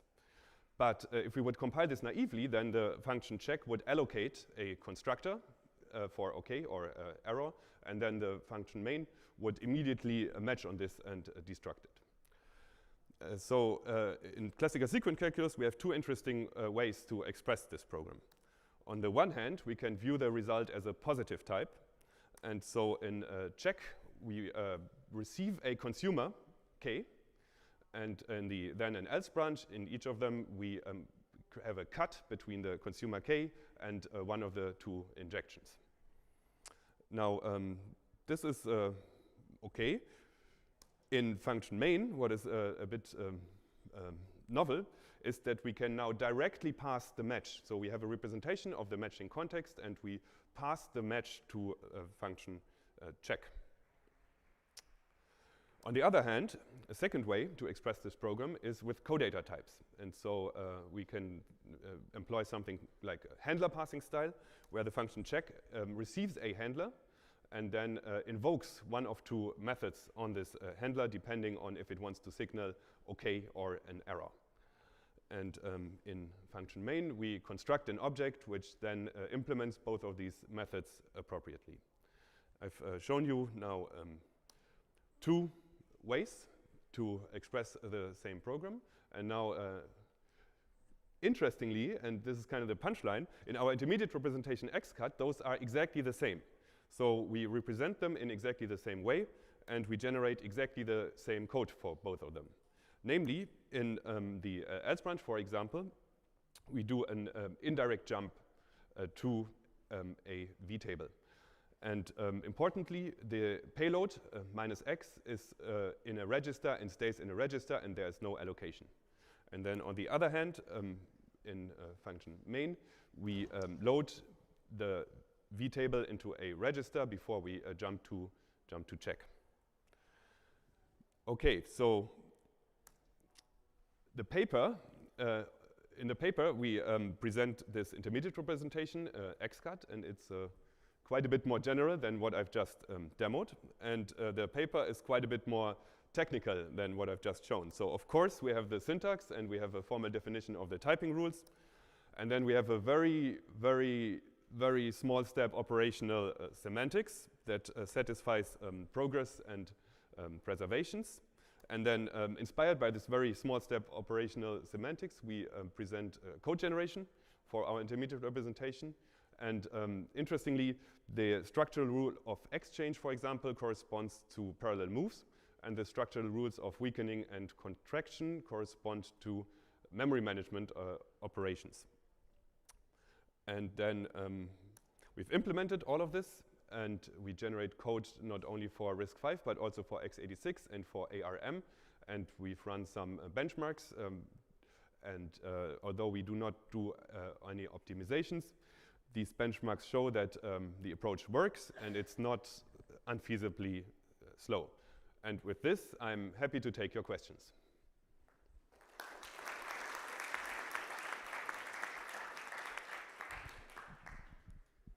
If you have a question, please come up to the microphone. Great talk. So do you support negation or classical double negation and continuations? Yes. So the question, yes. A negation is definable as a type in the system itself. And so you can have an argument of a negation type. And this would correspond to the typical continuation we know from a continuation parsing style. And so the whole system is classical. And so, yes, we do support double negation, and we do support other related control operators. Hi, Max New, University of Michigan. 2 questions. First of all, it's not linear, right? It's not classical linear logic? Okay, just to be clear. And the other thing was, you said that you had these 2 features, the dual features of each other, and they were compiled in the exact same way. So why not unify them in the source language if you're going to end up compiling them the same way anyway? Good question. I want to have a comment on the first thing. It's not linear, but it's, let's say, linearity ready. So most rules are formulated in a linear or even ordered logic way. And then we have separate rules for weakening and contraction. And so you could just drop those or restrict those. And that's what we want to do in the future. And regarding the second question, yes, that would be super cool. But for, let's say, backwards compatibility with users' expectations, we so far haven't unified these data and code data types in the source language. Well, I mean, they don't have to be unified in the source language, but I guess you could have another intermediate representation where you unify them and you translate from this language where they're different to one where they're the same. That's what we do. Oh, you do this? Yes. Oh, I see what you're saying. Then I was I yes, see. Okay. Yes, yes, that's what we do. Sorry, I misunderstood your question. Okay, I thought as a user-facing, but that would be very confusing, sure. right? Okay, yeah, thank you. Any other questions? If not, then thanks again.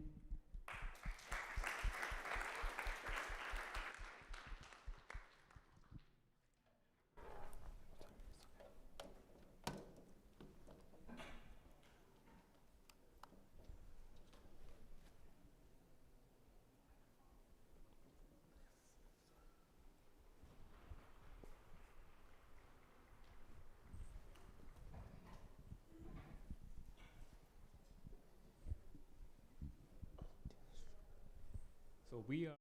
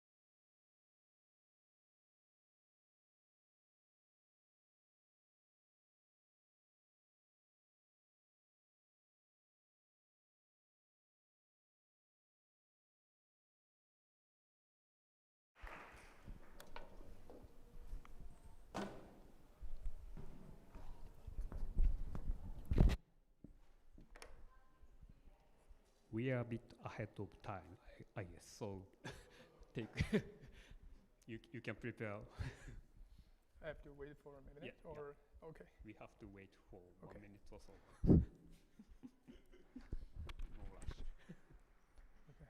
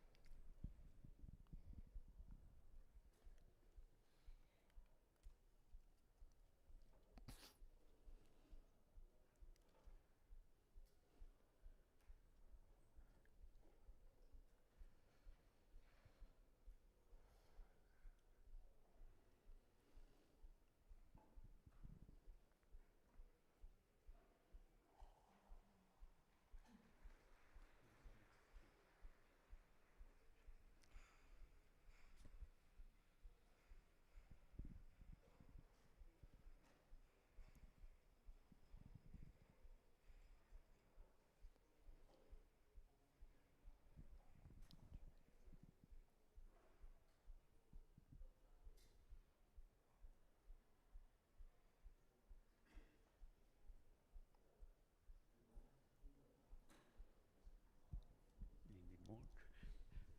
Okay, so let me introduce the next speaker, who is Han Zhang-Wang. He is going to talk about Java ART or something else, a lightweight rule-based JIT compiler using translation rules extracted from a learning approach. So let's start. Okay, thanks for introducing. Hi, my name is Wang Hanzhang, and I'm glad to present my talk here. And the title is Java, a lightweight rule-based JIT compiler using translation rules extracted from a learning approach. Well, applications and the applications framework layer of the Android system written by languages such as Java and Kotlin. So they need an Android runtime system to execute this code on various hardware devices, ranging from TV sets, watches, tablets, and even automotive systems. So just like Java virtual machine, the execution engine of the Android system uses multi-tier execution consisting of an interpreter and 2 tiers of compilers. Now we've done some small measurements about this. So suppose it takes 1 microseconds to execute a method by the interpreter. Then it will take around maybe 341 microseconds by the baseline compiler to achieve 6 times speed up. And if we finally compile it by the optimized compiler spending around 800 microseconds, it is further speed up to 40 times. And now the execution time is cut down to 0.07 microseconds. Now, if we drop this time cost into a curve, it will look like this. The x represent the compilation cost, and the y represent the execution cost. And this curve is somehow called the Pareto from tiers in the language virtual machine research area. So we've run 9 apps on Android and the phone, and we run them for 2 to 3 minutes. And after each run, we measure the CPU cycles to evaluate this. And we found that around 1/3 of the CPU cycles is taken up by the interpreter in this short running scenario. So we want to point out that in this short running scenario, the warm-up issue is quite considerable. So our goal is here to try to cut down the compilation overhead and bring the optimization earlier. Speaking of fast compilation, there's some existing solution named the template JIT, where typically it translates 1 bytecode at a time into a native code template. It is fast, but it performs no optimizations. It only eliminates the dispatch overhead in the interpreter, so the code quality is not so satisfying. Our observation is that if we put the bytecode and the compiled native code together, we can find there's some mappings between them. And if we can learn these mappings into a form, we call it a translation rule, we can use it to establish a rule-based compiler. Well, this rule-based compiler works more or less like the template JIT. You can see it performs a rule matching process which can be fast, but at the same time, it translates a bytecode sequence at a time, so it can apply the learned optimizations from the existing compiler. So we can get good code quality at the same time. Now here's our workflow. It is subdivided into an offline learning process and an online applying process. The learning process, we first do code extraction to produce some rule candidates.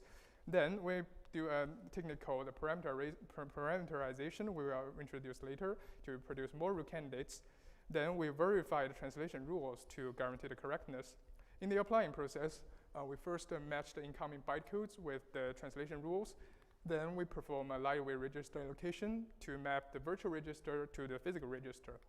And finally, we do code generation to handle some native code level details.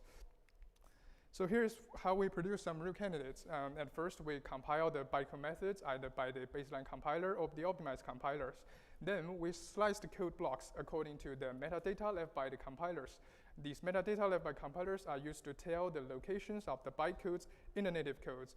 For example, here, the second bytecode, the if GE, the compilers will tell us it is mapped to the b.ge, the fourth instruction in the native code.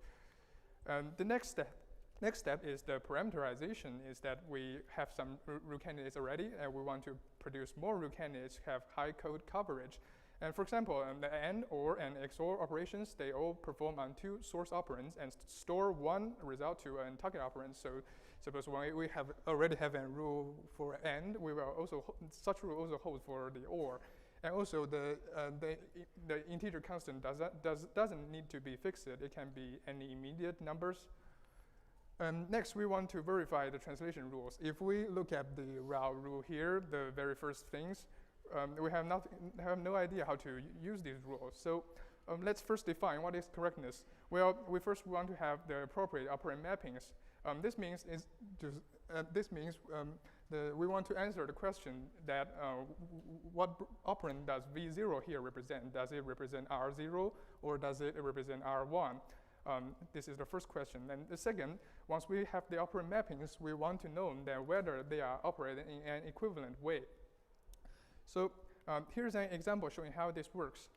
First of all, we enumerate all of the possible mappings. Here we mapped V0, V1 to R0, R1, or in the reverse way.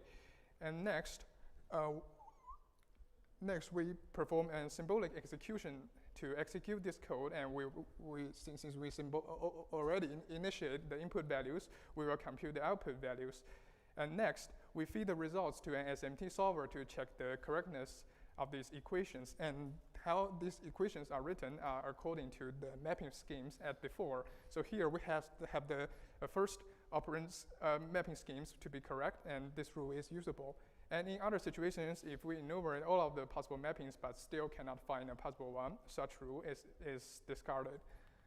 And after we establish usable translation rules, we match the rules to establish a JIT compiler. We map the codes in a sliding window. It looks like this. Suppose we have a 4-code block here, and first of all, we use all of the code to hash search to find the appropriate rules. And once we fail a search, for example, we will decrease the window size by 1 instruction until we find one. And after we matched a rule, we proceed this process to the next instruction until all of the code has been matched. Next, we perform a register allocation. This is like a block scope linear scan allocation. And however, we only need to scan through the instruction in one pass. So our paper has more details about this algorithm. If you have interested in it, please have a look. The next step is the code generation. We handle some native code level details. And also, we have to handle some stacks. For example, the stack maps, which is for garbage collection, and inline caching, which is for virtual call. And we handle some ISA constraints. For example, the ARM64 will have constraints on addressing mode and memory addressing. We evaluate our system on Google Pixel 7, equipped with Android 14. Both of them released in 3 years.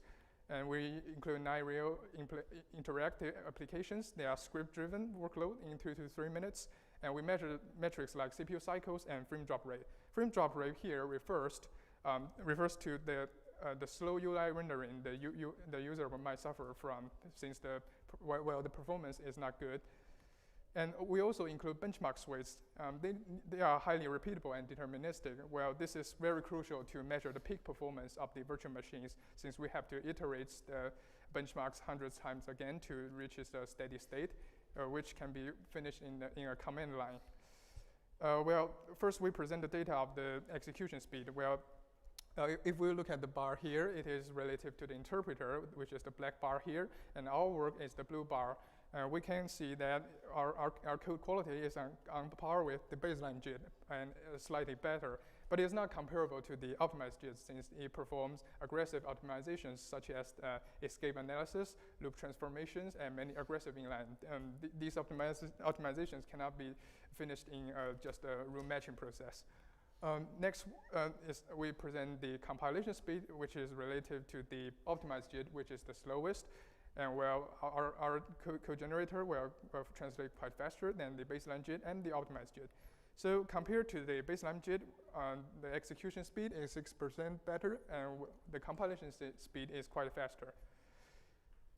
Next, we show the overall performance, which is the multi-tier performance, and we measure this by the CPU cycles on the real applications. And the default mode in the Android system is the interpreter with the 2 tiers of compilers. And the first 4 bars here, we want to show that either we turn off the baseline JIT or turn off the optimized JIT, or we just use the optimized JIT to replace the baseline JIT. They all turn out to have regressions. So it is reasonable to compare to the default mode. The default mode is well tuned. And the improvement of our work is 20% reduction on the CPU cycles. And the main benefits come from our work is originally the CPU cycles taken up by the interpreter. We have shown before it is 1/3 of the total execution CPU cycles. And how do our work improve the user experience? Well, this is measured by the janky frame rate, also known as the frame drop rate, where we report a 50% reduction on the frame drop rate. And this metric is more or less related to the CPU cycles. So in summary, our work presents a framework of the lightweight rule-based compilation and an automatic learning approach to generate translation rules. We evaluate our system implemented on Android 14, and compared to the baseline JIT, our compiler can generate code 5.5 times faster, with the running code 6% faster. And integrate our compiler in the total system, the multi-tier execution will achieve a 23% improvement on the program performance. And that's all for my work. Thanks for listening.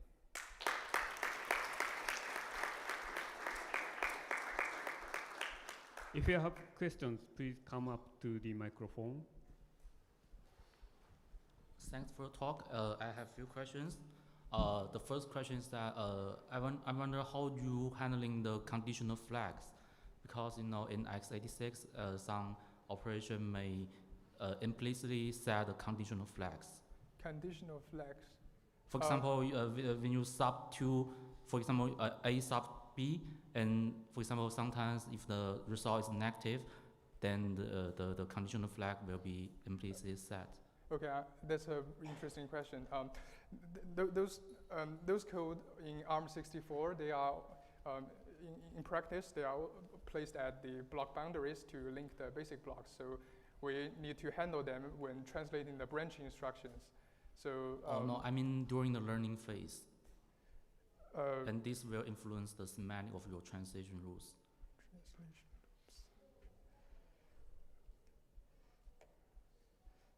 You mean the, yes. For example, the compare V0, V1, and compare. Yes.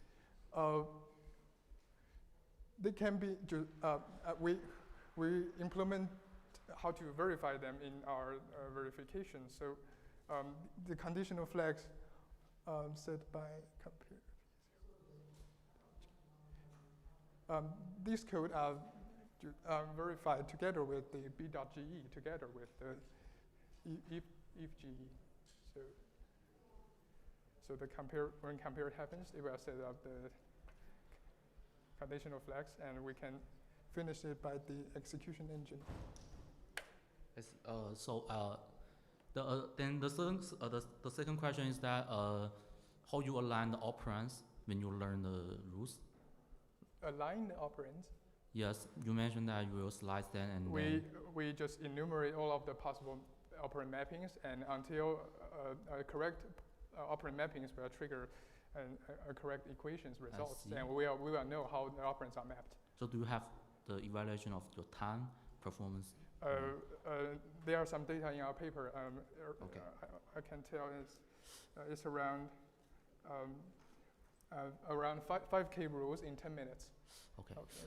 Final, a small question. Do you have the coverage analysis of your algorithm? I mean, the coverage of the instruction set. Most of the code, all of the code will be covered, since we have prepare some rule for some complex bytecode. For example, the invoke instruction, we have to manually prepare some rule template to achieve 100% coverage. So all of the code can be translated. I see. Oh, thanks. Hi. Did you discover any limitation where you couldn't implement the optimization you wanted to achieve? Or do you think it's possible to achieve any optimization by parameterizing as you need, I guess? Yeah, since the learning scope is quite limited, so many optimization cannot be achieved by this algorithm. For example, the loop transformation and some code scheduling, they will be hard to be achieved by this approach. So it can generate a code at a quality, for example, maybe slightly faster than the baseline JIT. Okay, thank you. Thank you. Short question, please. Okay, quick question. So why your TLJIT is effective in Android? Sorry, can you repeat? TLJIT. TLJIT, what? It's effective, why? Why? Why is TLJIT effective? Yeah. So you mean why we used the optimized JIT at the second tier? Or okay, yeah, so what? Since we have to add the optimized JIT to do further optimizations. Oh, I see. Yeah, since many optimization cannot be achieved by our tier. Okay, so let's talk later. Thank you very much.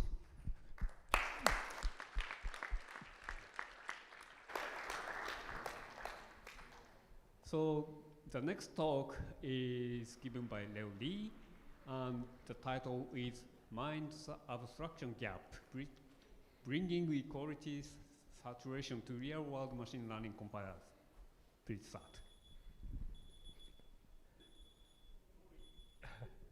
Okay, great. Thank you for the introduction. Hi, I'm Leo, and I'll be presenting some work we've done on bringing equality saturation to real-world machine learning compilers. So most of this talk is about the real-world bit, but to do that, we need to talk about equality saturation, and to do that, we need to talk about computation graphs. So in compilers, computation graphs are sort of data structure representing the mathematical expression that we're trying to evaluate. And the very common sorts of optimizations on top of these computation graphs are called people optimizations, where there's a bunch of these rewrite rules which state how a subgraph should be transformed into some other more efficient subgraph. So for instance, maybe we might change this a times 2 here into a left shifted by 1. It's a very common optimization to make. But a problem with these optimizations is that these are destructive. Once we've changed a times 2 to a left shifted by 1, we've lost information about the fact that this used to be an a times 2. So if we have a different rewrite that says, oh, actually, a times 2 divided by the same thing is actually just a, we can't apply that rewrite anymore because the times is gone. So this is called a phase ordering problem because the order in which these rewrites are applied turns out to matter. So equality saturation is a technique that was invented to sort of get around this problem, and it's in 2 stages, exploration and extraction. And so the exploration phase hinges on this sort of data structure called E-graphs. E-graphs are a bunch of E-classes, and you can think of an E-class as an equivalence class of E-nodes. And the main idea is that rewrites are additive. Once we apply a rewrite, or the first rewrite that we saw earlier, instead of taking away from the graph, we add to the graph. And so we have this new node that says, well, a left shifted by 1 should be in the same E-class as a times 2. And so because the original information is still there, we can apply the second rewrite and get out a, which is the simplest expression we can get. E-graphs are not perfect. So if we can, for example, consider this E-graph with a bunch of chained pluses and a couple of rewrites that say that addition is associative. Then look, we have a chain of pluses there, so we can rearrange that. There's a chain of pluses here, so we can rearrange that. There's a different chain of pluses there. Oh, actually, that second plus was created by the first rewrite, and so on. So it might blow up sometimes, so it's not always scalable. So that's the exploration phase. There's also extraction, because we can't run an E-graph. So we need to extract out the best computation graph from that, and we'll have to do that according to some cost model, and we'll talk a bit about the cost model later on. Great, so now we can talk about real-world machine learning compilers.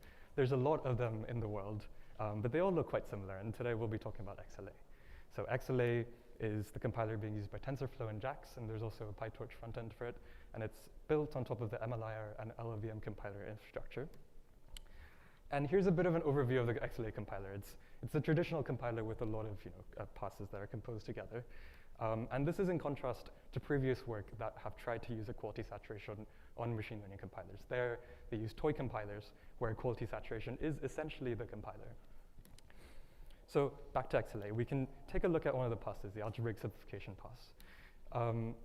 XLA is open source. You can just check its commits. And if you look, you'll see a lot of commits of this form. So this is a commit that adds an entirely new instance of the algebraic simplification pass before the constant folding pass, because it interacted better that way. So there's a bit of a phase ordering problem going on. Or this commit, which adds a condition to an existing rewrite in an algebraic simplification pass, because when that rewrite was applied, that inserted a copy in some copy insertion pass later on. So this is bad, because not only are there sort of these long-range dependencies between rewrites here and some other later passes, compiler writers need to sort of do this sort of reasoning per rewrite. There's a local heuristics thing going on, and this is not a very scalable sort of heuristic. So we can ask the question, okay, what can we do better? And equality saturation seems like the right hammer to solve the problem, so we can try. So, of course, XLA doesn't use eGraphs. It uses stable HLO, which looks something like this. So values are sort of immutable tensors, and everything is nice, everything's pure, it's an SSA form. And it turns out that there's a nice mapping from this into eGraphs. And of course, as we apply rewrite rules, we can grow the eGraph in the natural way, and everything behaves nicely. So this is very nice. But we hit a wall very quickly, because real-life machine learning models are big. And we've seen earlier that equality saturation might blow up. So we need to tackle scale somehow. And one way to do this is to make an observation that a lot of real-world machine learning models are composed of very discrete components. And not only that, a lot of machine learning models are straight-line programs, or it looks something like straight-line programs. There's not much connectivity between these components. So we can say, okay, well, can we just split the input into independent eGraphs, and then apply equality saturation sort of independently, and then combine them together? So that's what we call segmentation.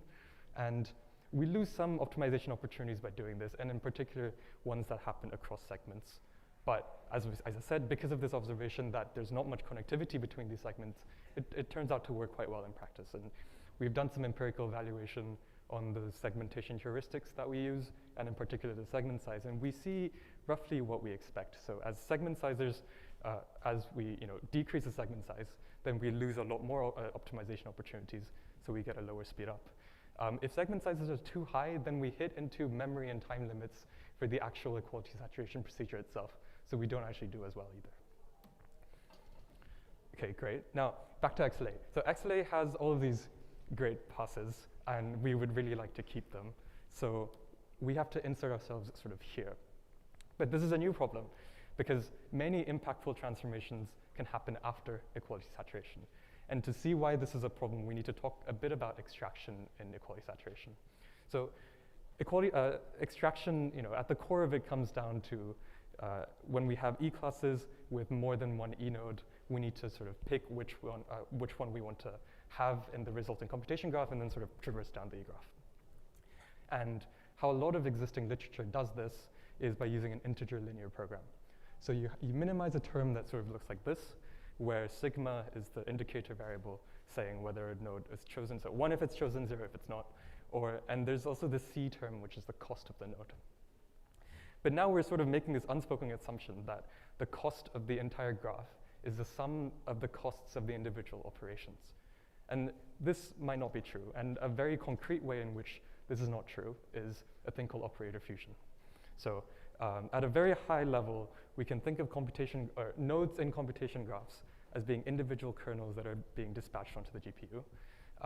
But their data needs to end up in the right place. So there's some sort of bookkeeping that the CPU needs to do, and some data transfers. And we can think of the edges as data transfers between that boundary. And a common sort of optimization is to get rid of those data transfers by fusing the kernels into one big thing so that everything stays nicely within the GPU. But of course now, the cost of that fused multiply add kernel is not going to be the same as the cost of the add and the added together. That's the entire point of the optimization. And so our assumption breaks, and our cost model should be aware of this. And to do that, we add this fusion bonus term to the term being minimized. So for a given producer-consumer pair, we can estimate how much XLA can save on the sort of data transfer costs by fusing the kernels together. We can add that to the term being minimized, and essentially that's using the cost model to push extraction into picking nodes that are more amenable to fusion. So if we sort of step back and think about what we're doing, we're replacing local heuristics with global ones. For each rewrite, we don't really need to care about how that will interact with later passes later in the pipeline. We can just let the exploration phase, explore, and let the cost model deal with picking, having all these heuristics and picking the right rewrites or the operations resulted by the right rewrites. So we can briefly discuss results. We've evaluated our procedure on a wide range of models. There's some machine learning models, some are not. For example, there's a molecular dynamics simulation somewhere in there. And the dotted purple line is the baseline, so that's what happens if we just run JAX on XLA. The blue is enzyme JAX, which is which is an implementation of a bunch of rewrite rules, but in a more traditional fixed point-based applier. And there's the green is us, Constable. That's the name of our quality saturation pass. We can see that we do quite well on CPUs. We have up to 56% speed up on a Threadripper. I'd also like to draw your attention to this. So it turns out that enzyme JAX has some rewrites that interact badly on that architecture in particular.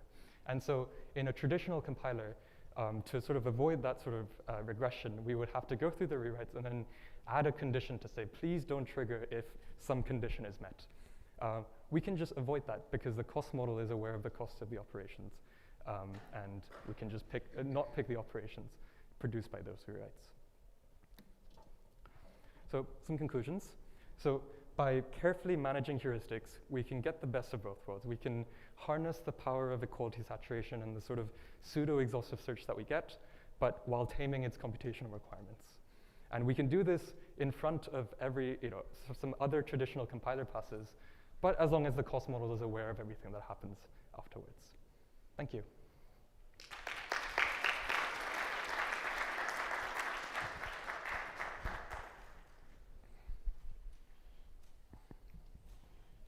So perhaps I misunderstood something, but as far as I understood, you do not actually perform diffusion, but rather you have a cost model that says, hey, we favor stuff that is amenable to fusion. Why don't you perform diffusion as part of a rewrite? Because I would have thought, hey, egraphs are perfect for this. Future work. Yeah, there seems to be a lot of fusion opportunities that we would like to explore that is even harder to scale than the sort of existing set of rewrite rules that we have. So we would like to explore that as future work, but this is what we have so far. Okay, thanks. Any other questions? Hi, thanks for the talk. Could you tell a bit more about segmentation, maybe? Do you have some heuristics that guide which part of the program you segment? Yeah, so as Leo mentioned earlier, we have some heuristics that guide segmentation. In particular, we make the observation that a lot of machine learning programs and things that we feed into the equality saturation pipeline have this sort of linear structure. And in particular, this means that it's very unlikely you have long-range dependencies between the very first instruction and the very last instruction in the program. So by making this observation, we kind of minimize the number of optimizations that you lose that are crossing the segment. Of course, there's very sort of complex heuristics that can be done here. I think past work like MetaFlow by Zhihao Jia does a flow-based segmentation of the graph. But we found this to be unnecessary because this sort of linear segmentation gave very strong performance. Okay, thanks for this response. We still have time if you have any more questions. If not, then let's thank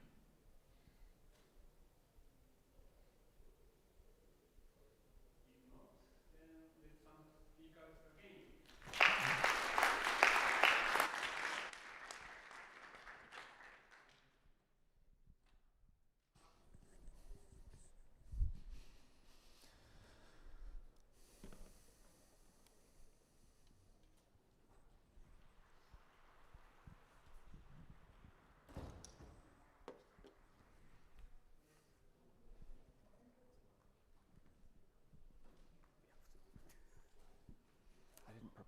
jokes. That would be a good time. Sing a song. Right,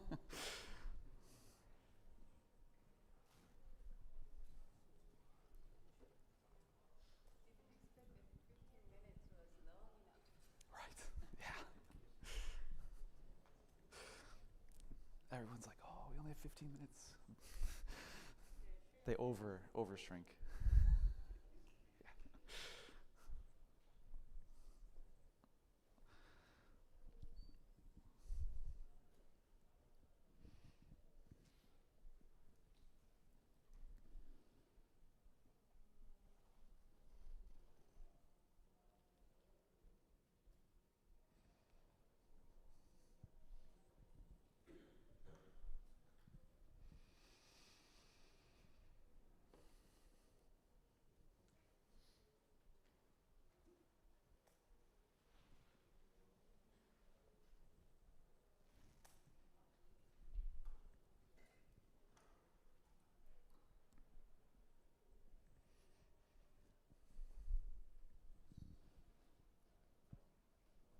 Thanks for your patience again. And it's about due time. And the sixth of the speaker, the sixth speaker of this session is Stephen Holten, and he's going to talk about scaling optimization over uncertainty via compilation. Let's start. All right, thank you so much for the introduction. So this was work done by Min-Sung and John. Unfortunately, neither of them could be here to present, so I'm going to tell you guys all about the awesome work that they did.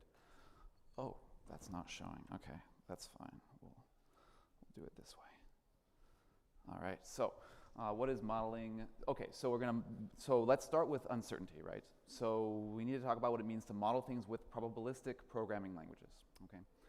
So probabilistic programming languages make it possible to express rich probabilistic models, right? So the idea, like for example, let's talk about medical diagnosis, okay? So in medical diagnosis, you're a doctor, you want to diagnose a symptom with some diseases. So what you would do is you would say, okay, I think an average person in the world has a cold with 10% probability and a flu with 20% probability, and I would say that by having coin flips in my programs, right? And then I'm going to relate the symptoms and the diseases. So I'll say I have a cough according to some maybe complicated function that relates those diseases to the symptom cough, right? And similarly for fever and dehydration. And then the doctor, when they're trying to do their diagnosis, would observe. They would say, aha, this person has cough and a fever, and then they want to know what's the probability that they have a cold, right? This seems very useful and helpful.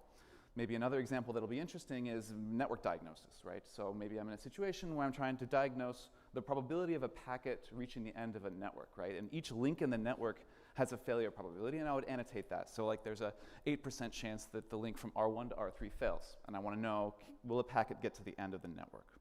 And I can again encode this situation into a probabilistic program where I've kind of modeled the router links failing with coin flips, right? So I'll say the R1 to R2 link fails, or is there with 96% probability, and then I can model the routing protocol as a probabilistic program, so I would choose to go up or down with some coin flip and so on. And then the program will tell me the answer to this question. Now, I want to tell you what we're pretty good at, right? So we're pretty good at inference. So inference is computing the probability that a probabilistic program outputs a particular value. And I would say we have this kind of boiled down to a science at this point. We've been working on this for quite a few years. So here's that router example, and I would run my probabilistic programming language, and out would come a number. It would say, okay, the probability of outputting true is 0.926, and it would do some algorithms to kind of figure this out for me. And we have many inference strategies. You could write long textbooks on these things. There's different kinds of exact inference, sampling, Markov chain Monte Carlo, importance sampling, generating functions, and so on. There's lots and lots of things. So I'm here to kind of tell you about the things we should be doing next, right? I think we should be thinking more about questions that go beyond inference, right? And I think that there's two in particular that I want to tell you about, marginal map and decision making, okay? And they're both going to be very similar questions. They're going to be solved with very similar methods, but they're very interesting and compelling kinds of questions. So what does the doctor really want to know? Given some observation of symptoms, what is the most likely underlying disease, right? They want to do diagnosis. They want to know what the most likely underlying disease is. So one thing you could do is you could return the joint probability distribution on both the cold and the flu. And if you did that, out would come like a histogram, right? And it would say, okay, well, here's all of the possible joint configurations of those diseases. And you know, I'll just pick some numbers here just to give you a visualization. And then if you're doing diagnosis, the doctor would say, aha, okay, well then the most likely configuration of these variables jointly is this histogram here, which has a probability of about 50% of the patient not having a cold and not having a flu, okay? Now we kind of can boil this question down of finding pretty much the highest bar in that histogram to something called the marginal map task, which is to compute the most likely joint assignment to a subset of variables, right? So it turns out that this marginal map inference task is extremely hard. It involves, you can kind of see why, right? Like I would have to compute each of those histograms, each bar in that histogram, and each bar is itself an inference task, right? That's computing the probability of something about my program. So it seems like I'd have to do that exponentially many times, one for each possible joint assignment to the variables over which I'm optimizing, right? And that's very hard, and we can actually say that it is NP to the PP hard. So it's hard if I have a counting oracle, and that's pretty spooky. And so, you know, and there's an intuitive reason for this hardness. It seems to entail somehow enumerating over all the models of that. Okay, so that was marginal map, finding the most likely joint assignment. So there's another kind of task you would do that has a very similar character, which is optimal decision making under uncertainty, right? So back to this router example, suppose a router goes down, and the network admin needs to find which router failed, and is rewarded for finding the failing router sooner, so they have to kind of sequentially investigate. And so the goal is to find a policy for investigating the routers that has the highest expected reward, right? So you want to kind of come up with a plan here in order to kind of solve this problem. So languages that can model such tasks are called decision theoretic policy programming languages, and there have been a couple of them before. And the idea is that they have actions, rewards, and randomness in them. So I want to show you an example. So here's a smaller one than the router one that's easier to wrap our heads around. So I'm trying to decide whether or not to bring an umbrella, right? This is very relevant for us here today in Singapore. Every day there's been rain in the forecast, so you know, do we bring our umbrella, right? So you have some probability of there being rain, and then you have a choice whether or not to bring an umbrella or not, whether to bring an umbrella or not to bring an umbrella, right? And this is like a keyword in the language. It's a non-deterministic choice of these two possible actions, right? And so then I have two things that I would do if, depending on which action I chose. If I bring the umbrella, then if it's rainy, then I get a reward of 10. I blocked the rain, and if I didn't bring the umbrella, then I get wet. Or I'm sorry, if I brought the umbrella and it didn't rain, well then I brought an umbrella for no reason, so there's a minor penalty for carrying the umbrella, I guess. And then if I don't bring the umbrella and it rains, then I get wet, and that's very bad, right? And I can compute kind of the rewards of these two policies by kind of taking the weighted average over those outcomes and weighting the reward by how likely each outcome is. And you can see that if I bring the umbrella, that has an expected reward of negative 3.5, and if I don't bring the umbrella, then it has an expected reward of negative 10. So if you're the kind of person that optimizes for that kind of expected utility, then you would choose to bring the umbrella in this situation, right? So again, we're in a situation, so we want to find the optimal policy, and it's kind of like a similar situation where I have a potentially exponential search over all of the possible actions and policies I might choose, which again is this kind of NP to the PP, searching over a space of possible choices kind of situation.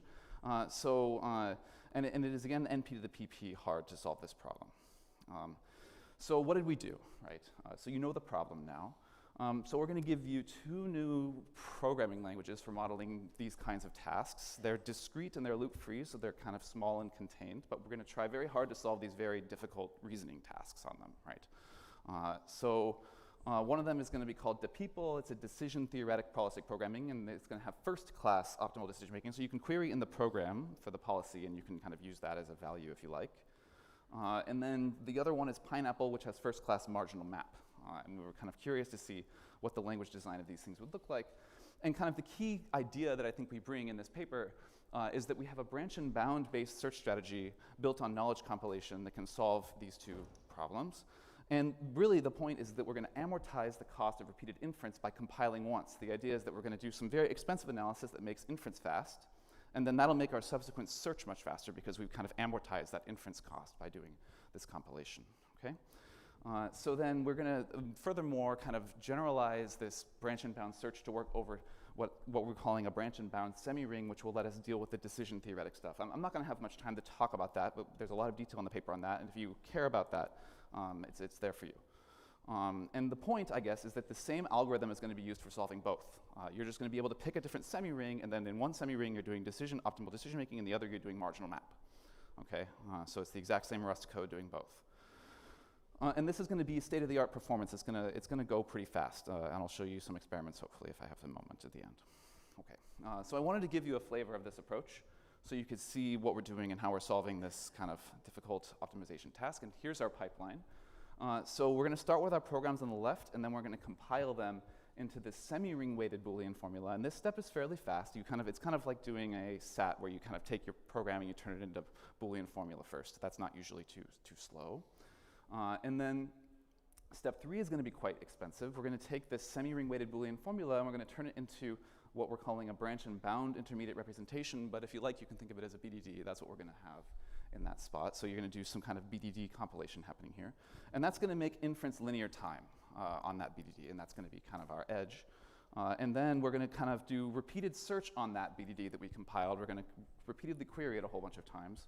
Each of those queries is linear time, right? That's kind of how we're getting our speed up. And then finally, out comes our answer in the end, because we'll do that search and we'll find the optimal assignment. Okay? So I wanted to give you a really kind of concrete, tracing a drop of blood through that flow chart so you really understand what we're doing there. So we're going to compile a program into this weighted Boolean formula for step 1, and I wanted to give you an example program that we're going to be talking about. We make the program smaller and smaller, so this one only has 2 coin flips. X, which is a fair coin, true with probability 1/2, and then Y, we can join X onto another fair coin flip, which is true with probability 0.2. And then let's say we're optimizing Y, just to keep things nice and simple. Okay. So first we're going to get out a Boolean formula for this, and kind of the way we choose this Boolean formula is very important. It's very carefully constructed to work with the subsequent steps. We have a variable x here, and then it's true if and only if f1 is true, and we introduce this f1 variable, which is going to be the weighted variable. Okay, that's where the probability is going to live. And then y is true if and only if f2 is true and x is true. So maybe you can start to see already how this formula is kind of capturing all of the joint assignments to the variables in the program, x and y. And then alongside that formula, we're going to have this weight table, which is going to associate every literal, so every assignment to every Boolean variable, with a weight. So that's a number, and that weight is what's going to change to be a semi-ring in the paper. We generalize that weight to be semi-rings. Here, we're just going to do real numbers, and that's what they are. So you can see x is 1 and not x is 1, so it's not really going to be contributing anything to the weight. And then f1 is 0.5 and not f1 is 0.5. And then to get the weight of the model, we take the product of the weights of the literals, so you product these guys up. And that's kind of how we associate the weight of a model to a run through the program. Okay, just kind of speeding through here, but I think it's easiest to see on this picture. So then we're going to compile this weighted Boolean formula into a binary decision diagram. This is going to be kind of expensive, right? Getting a BDD out of a formula we know is expensive, so we'll get one out. It looks like that. So we kind of can see how this tree has x at the root, so I've picked a variable order, and then if it's true, I go this way. If it's false, I go this way. And then I kind of have all these trees together. You can see how I've put the weights on the BDD, right? So you can think of this as like a weighted BDD where I put weights along each of the edges, right? So then I'm going to give you a very naive algorithm for solving marginal map. Now that you've built this BDD, we're going to enumerate all of the possible assignments to y and do a bunch of passes up this BDD. So how does that look? So let's try y being true, okay? So if I make y true, I kind of get a sub-BDD. I've gotten rid of all of the paths through y that are false, and I kind of have this BDD here. You can see how these y variables no longer have their false branch, right? I've gotten rid of that. And then I can do a pass up this BDD called weighted model counting. And I kind of start from the roots, and start from the leaves, and I work my way up. So true is 1, false is 0, and then I take the weighted sum of the leaves to get that, and so on up the BDD until I get 0.4, okay? And we've set this up very carefully so that this weighted model count corresponds to the probability of the joint assignment over x with y being restricted to true. So that's part of our reduction. If you want to, there's a proof in the paper for why this is correct, but hopefully this is just to kind of get a feel for what we're doing. Okay, and then you can compare, and then you can also get the false value and kind of compare the two to know which one is greater, right? The problem with this, of course, is that it's exponential in the state space of the marginal map variables. We've still won, right? This is better than like doing a bunch of inference queries from scratch, but you still have to kind of exhaustively enumerate over all of the possible joint assignments to what you're optimizing over, right? So we can do better. So I'm going to give you kind of like improvement 1, improvement 2, and I won't have time to give you all of them. So you'll get as many improvements as you want, and if you care, you'll go find the rest. One thing you could do is reorder the BDD, and I think this is very clever. You can put the optimization variables first in the BDD order, and we didn't come up with this. There's a citation there, and it's all over the paper. You can check that paper out. Instead of performing a sum on the variables you're optimizing over, you perform a max over those variables, right?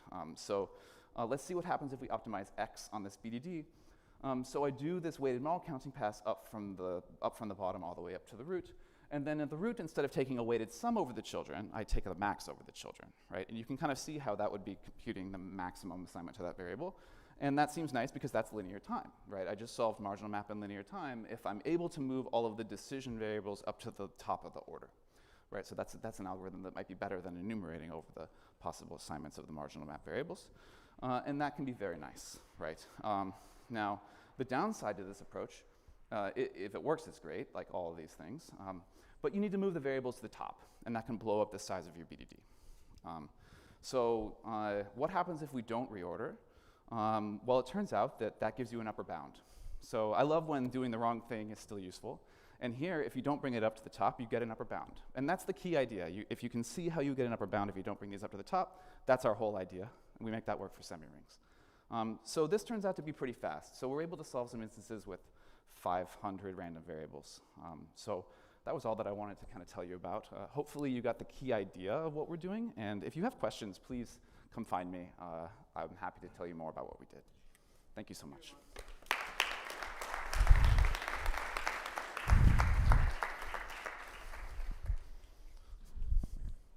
Oh, yeah.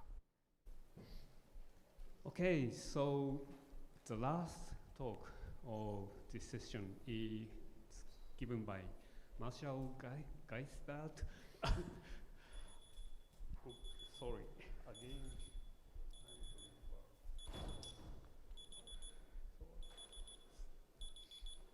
I don't know how to stop. Anyway, he's going to talking about tracing just-in-time computation for effects and handlers. I'm going to stop my. So, hello. First of all, this is joint work with CF Boltz and Jonathan Brachthäuser, who's also here. So the motivation for this work is that effect handlers can express all kinds of programming language features like event-based programming, asynchronous programming, and so on. So that's really nice. But if we implement them naively, then there's a performance cost.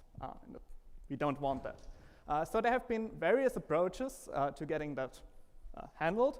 And at first, there are ahead of time optimization approaches.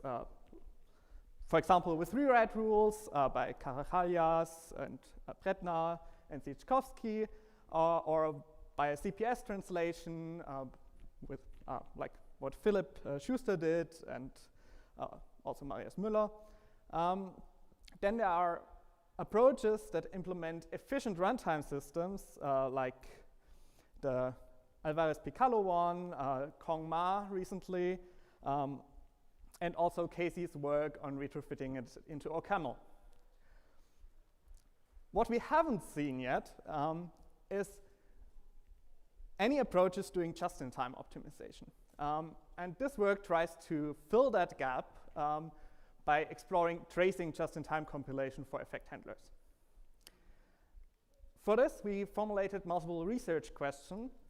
First, we want to know how does an approach using tracing just-in-time compilation in this case compare to the already existing ahead-of-time work. Then the question is which classes of programs with effect handlers can this approach optimize well and where it is limited and doesn't work so well. Also, we are interested in optimizing that performance even further, so what can we kind of wiggle on to get this faster. And for differences between different kinds of effect handlers that we might implement. And finally, also, how does this affect performance for programs that do not use effect handlers, because we want to write those too. In this talk, I'm going to just focus on the first two questions. For the other ones, you'll have to look into the paper. Now, our implementation approach starts off from 3 languages with effect handlers. First, EFF, the original language with effect handlers that uses dynamic effect handlers. Then the language developed in our group, which is effect, using lexical effect handlers. And finally, Coca, which has both dynamic and named effect handlers. And we translate those 3 languages via a common IR to our own bytecode format that supports delimited control operators, and then run those on a tracing JIT implemented using RPython, so maybe best known for PyPy. If you don't know what a tracing JIT is, the general idea is we trace the execution flow of hot parts of the program and then optimize and compile those straight line traces. Let's look at an example. If I have this program using effect handlers, there's first a push stream producer, and it has an effect handler call or an operation call here in the emit. Then there's a consumer that's also a producer, which has an effect handler here with the try with. And finally, another push stream consumer. And we combine those to count some nonsense number of emitted values. And if we execute that, then we might push operations on the stack, which is here at runtime. And at some point, we'll reach one of those effect handlers. Whenever we do that in our implementation, we put a marker on the stack and kind of make 2 stack segments out of it. So this looks like this. We have a new stack segment that we'll push on. And then we just continue. So go into the body. We might install another prompt for another handler. And at some point, we reach this code. And if you've read that in more detail, then you'll notice this is basically a loop. So we execute some iterations. And at some point, we notice we've seen this before.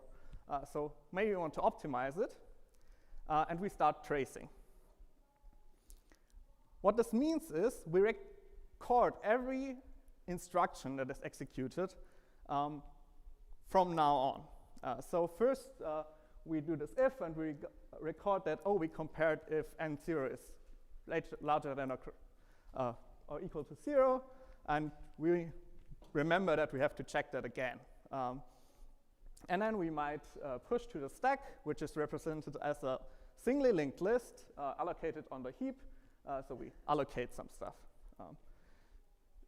Then we reach this effect operation.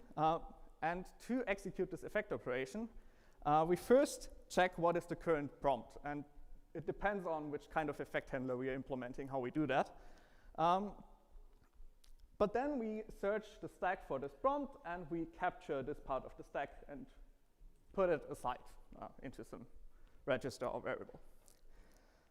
And then we just jump to the corresponding handler body. So we continue execution here, and we might do this again, do some instructions, capture another stack because we do another effect operation. And at some point, now we push this +1 frame, and we are at a resume. So we want to resume where we were when this effect handler was called. To do this, we take the stack that's on the side, push it back onto our stack, so this stack segment, and just return the value that we are resuming with.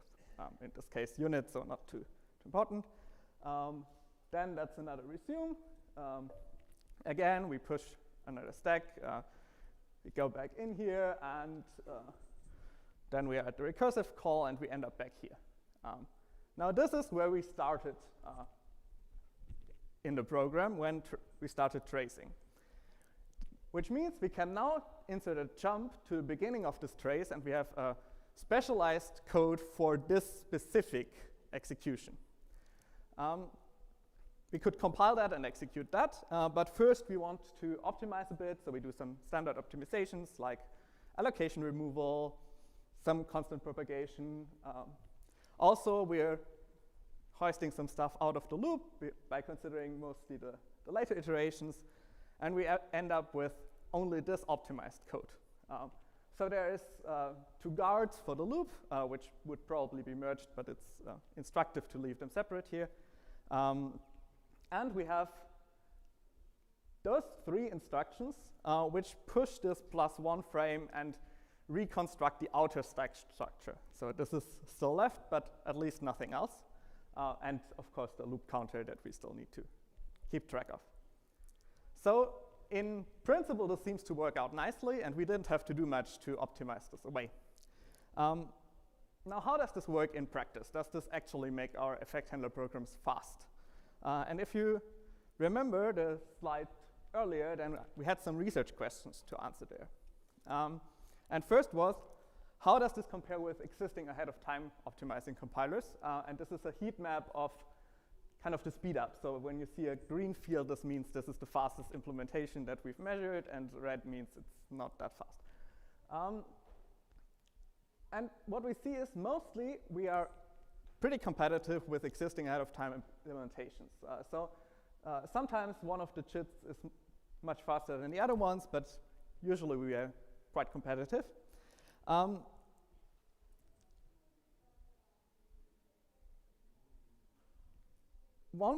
The other question is, when does this work well and when doesn't it?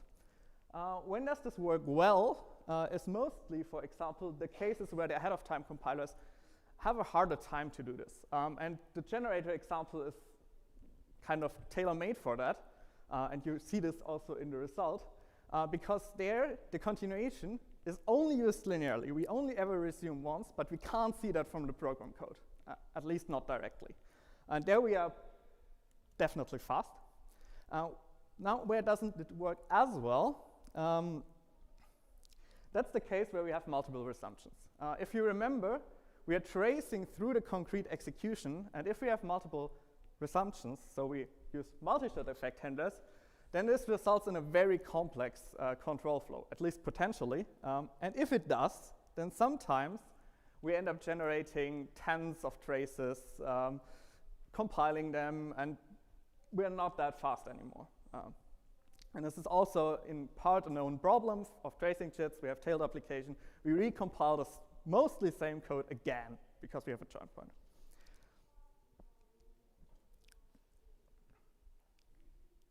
So that's it. There's still tons of stuff in the paper. So we have, of course, a description of our bytecode language, which we skipped over in this talk and the translation to it. We have the answers to the other research questions, for example, by an appellation study for the additional optimizations we implemented, some more in-depth analysis of all of the evaluation, and baseline benchmarks, which I didn't show here, which, for example, also show that we can beat, for example, V8 for benchmarks which use control effects. We're roughly comparable to PyPy for baseline. So with that, thank you for your attention, and if you have any questions.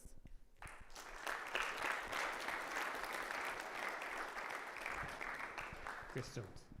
Hello, thank you for a very interesting talk. So could you elaborate how to handle effects in meta-tracing completion again?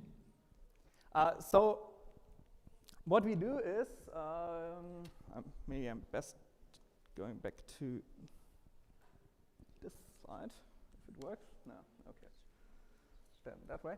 What we do is, we have kind of a 2-level linked list structure here, which means that, and that's also what you see in the trace, mostly when we're capturing the stack, we only ever have to reconstruct the outer structure, and we only have to traverse that. And because it's a singly linked list and it's immutable, we don't have to copy the stack around. We just move it around. And in the cases where it works well, we also don't necessarily need to allocate those stack frames because the tracing chit can reason well over those immutable objects that we just looked at. Cool, thank you. Does that answer? Yeah. Hi, Max New, University of Michigan. So the benchmarking, basically what it shows is what you said, that for one-shot continuations, basically the JIT compiler can figure out that can compile them more efficiently. than the ahead-of-time compilation because the ahead-of-time compilation doesn't know that they're one-shot continuations. Is that right?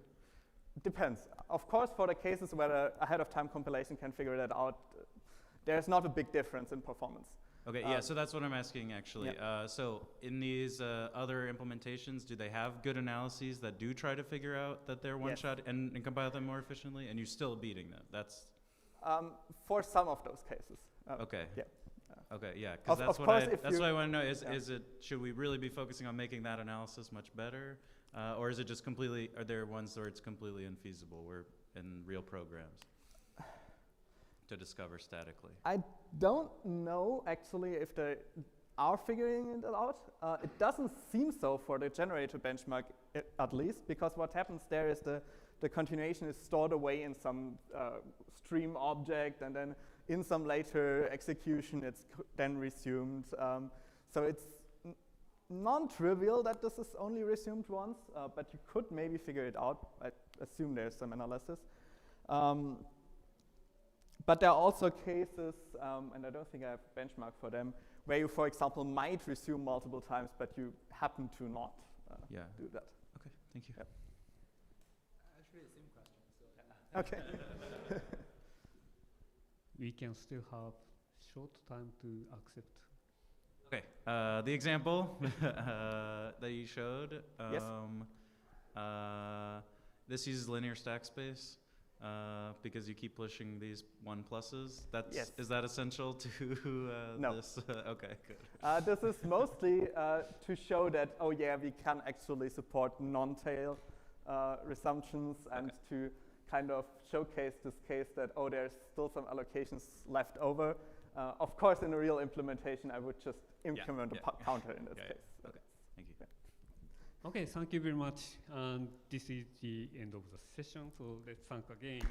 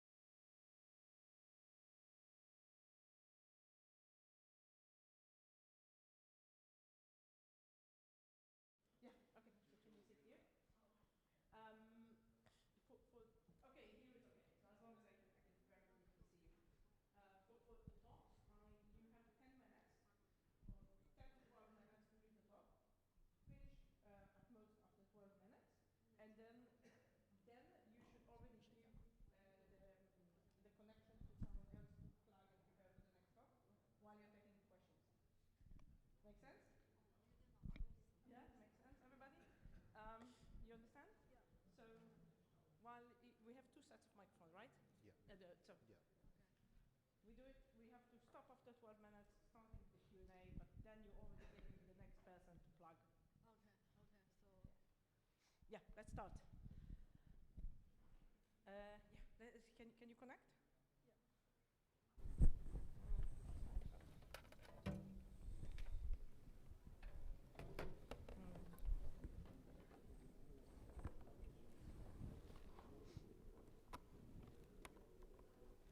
So,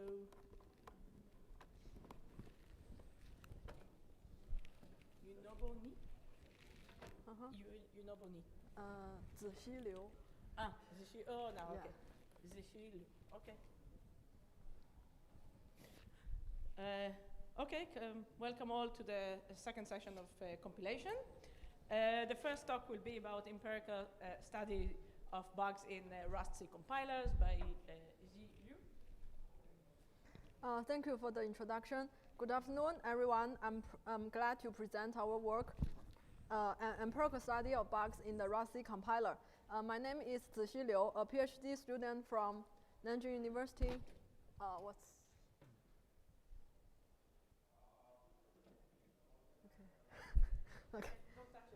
Okay. My name is Zixi Liu, a PhD student from Nanjing University and the first author of this paper. This work is a joint work between Nanjing University, the Chinese University of Hong Kong, and ETH Zurich. Before we dive into our study, let me briefly introduce some key features of the Rust programming language. First is the memory safety. In C program, diagonal pointers can easily lead to UB, because once a variable goes out of the scope, the memory is no longer valid. However, for Rust, diagonal references are rejected at compile time. Second is ownership. Double free errors may occur because of improper manual memory management. In Rust, we have automatic ownership management. Third is the lifetime. In C program, returning a reference to a local variable can lead to UB because the variable goes out of scope. As for Rust, it uses lifetime to check and to prevent such errors. So how does Rust enforce these language mechanisms? The credit goes to the compiler. In the Rust-C pipeline, two unique intermediate representations, HIR and MIR, plays a key role. HIR means the high-level IR. It's more like an AST and is mainly used for analysis related to type checking, such as type reference and trait solving. MIR is the mid-level IR, which is closer to LLVM IR and captures control flow information, making it suitable for borrow checking and optimizations. Let's compare Rust-C with clone. The unique part of the pipeline from AST to HIR, where analyses are performed based on HIR, and then to MIR, where further analysis and optimizations take place. This corresponds to the semantic analysis and IR processing stages in the compiler. Our study mainly focuses on this part of Rust-C. Based on this, we formulate 4 research questions. RQ1 asks about the main cause of the Rust-C bug, the frequency of these bugs, and which stage or components are more prone to bugs. RQ2 investigates the symptoms of these bugs, how frequent they are, and the relationship between causes and symptoms. RQ3 investigates the characteristic of bug-revealing test cases and what test settings are required to trigger Rust-C bugs. Finally, RQ4 examines the existing testing techniques for Rust-C, what kind of bugs they can detect, and their limitations. For our study, we looked at issues from the official Rust GitHub repository. We select issue labels that are relevant to our study. We also exclude issues related to the compiler backend because we are interested in the Rust unique parts. To be specific, the analysis and optimizations based on HIR and MIR. Our dataset covers all closed issues between 2022 to 2025. We first filtered out irrelevant cases manually and finally collected 301 valid issues together with their corresponding pull requests. Our labeling process has 2 phases. In phase 1, we start with a set of predefined labels. 2 authors independently labeled issues and then discuss the inconsistency. and refine the label definition. In phase 2, the same two authors relabel all the bugs. If there is a disagreement, a third author is involved, and they reach consensus through discussion. Now, let's move on to RQ1. We divided the bug causes into 4 classes. The first category is related to the type system, which accounts for about 30%. The second is caused by ownership issues, making up around 15%. The third is from the MIR optimization stage, also about 15%. And finally, the general errors, which take about 40%. These general errors are not unique to Rust. They often caused by such as improper error handling or issues caused by the environment. Similar problems may occur in other kind of software as well. Because of time limit, I'll just show one example of the bug caused by MIR optimization. In this test case, there is a mesh branch, and inside this branch, it calls the standard library API unreachable unchecked. This API tells the compiler that this branch should never be executed. So the expected behavior is that the call to unwrap gets in line directly. Since the variable A is always none, the program should panic right away without going through any branch checks. But actually, Rust still generated the discriminate check, which means that the optimization didn't behave as intended. The root cause of the bug is that inlining unreachable unchecked can create duplicate unreachable blocks. To handle this, the Rust developers added checks and the merging logic to duplicate blocks in 2 different optimization passes. However, because the order of these 2 passes was not correct, the merge algorithm was never actually triggered. So the fix was to adjust the order of these optimization passes to make sure that the duplicate blocks get merged properly. Here we show the distribution of bugs across different modules of Rust. We notice that the bugs related with the type system are spread across almost stages. From figure B, we can see that the majority of bugs are in Rust in HIR and are due to the type checking. For the MIR-based core modules, most bugs are caused by MIR transformations during optimization. Both HIR and MIR, about 50%, in both HIR and MIR, about 50% of bugs come from the diagnostic modules, which is responsible for generating error message and suggestion for developers. Now let's move on to the bug symptoms. We classify them into several categories, including crashes, crackness issues, miscompilations, diagnostic issues, and misoptimization. The crash bug can be divided into front-end panic and back-end crashes. And there is a unique symptom for Rust is that the safe Rust code triggers UB. Because Rust is supposed to guarantee memory safety, any safe Rust program that can trigger that can trigger a UB means that there is a Rust bug. Finally, the performance-related bugs are quite rare in our dataset, probably because such bugs are harder to detect and often require more specialized workloads. Now let me share 2 examples of miscompilation bugs. The first example is a program that produces different outputs under different optimization levels. This indicates a Rust bug because optimization should not change the program's output behavior. The second example, which I mentioned earlier, involves a program written entirely in safe Rust that was flagged by MIRI for UB. MIRI is a specialized tool for detecting UB. This issue was later confirmed and fixed by the Rust team. Now let's move on to RQ3, which focuses on the characteristics of test cases. We have extracted ASTs of all test cases and then count the item and type nodes. For types, you can see that the path takes up a large proportion. This is because it represents fully quantified type names.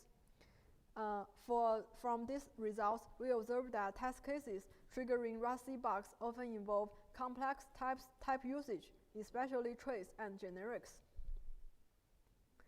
This table shows some key characteristics we extracted from the test cases. We found that about 25% of bug-triggering test cases contained unstable features. These test cases also frequently make use of advanced trait patterns, and many of the common unstable features are related to traits. In addition, a large number of test cases that trigger ROS-C bugs contain lifetime annotations. Finally, we report the length of the test cases. Even very short test cases can trigger ROS-C bugs. This is consistent with findings from other compiler studies. Next, we move on to RQ4, the existing ROS-C testing tools. There are 3 open source fuzzers in the community. They generate invalid programs to trigger compiler crashes. The most well-known tool, IceMaker, has reported hundreds of bugs. From the academic side, ROS-Smith can generate valid program, but it is limited to basic syntax and does not cover advanced features such as traits and generics.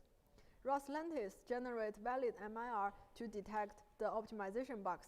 However, half of the detected bugs actually come from the back-end LLVM rather than ROS-C itself.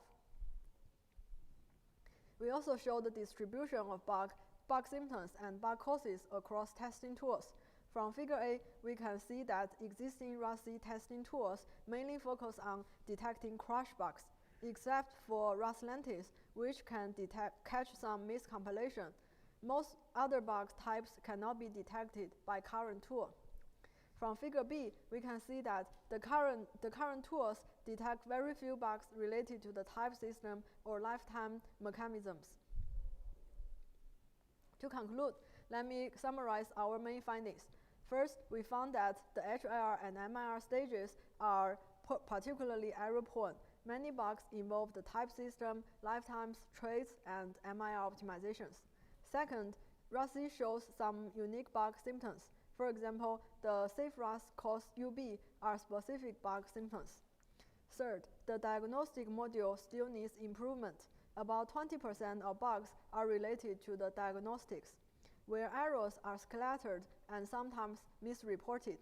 Finally, existing testing tools mainly focus on crash bugs, and non-crash bugs such as soundness and completeness issues are largely missed. Based on our findings, we propose some suggestions for future research. For developers, we suggest to use stable features and the default optimizations, and maybe report issues to help improve ROS-C. For compiler developers, stronger testing across HIR and MIR, as well as better support for new features, is crucial. And for researchers, there is a clear need for program generators that can cover advanced ROS features such as traits, generics, and lifetimes. That's all for my presentation. Thank you everyone for listening. Thank you.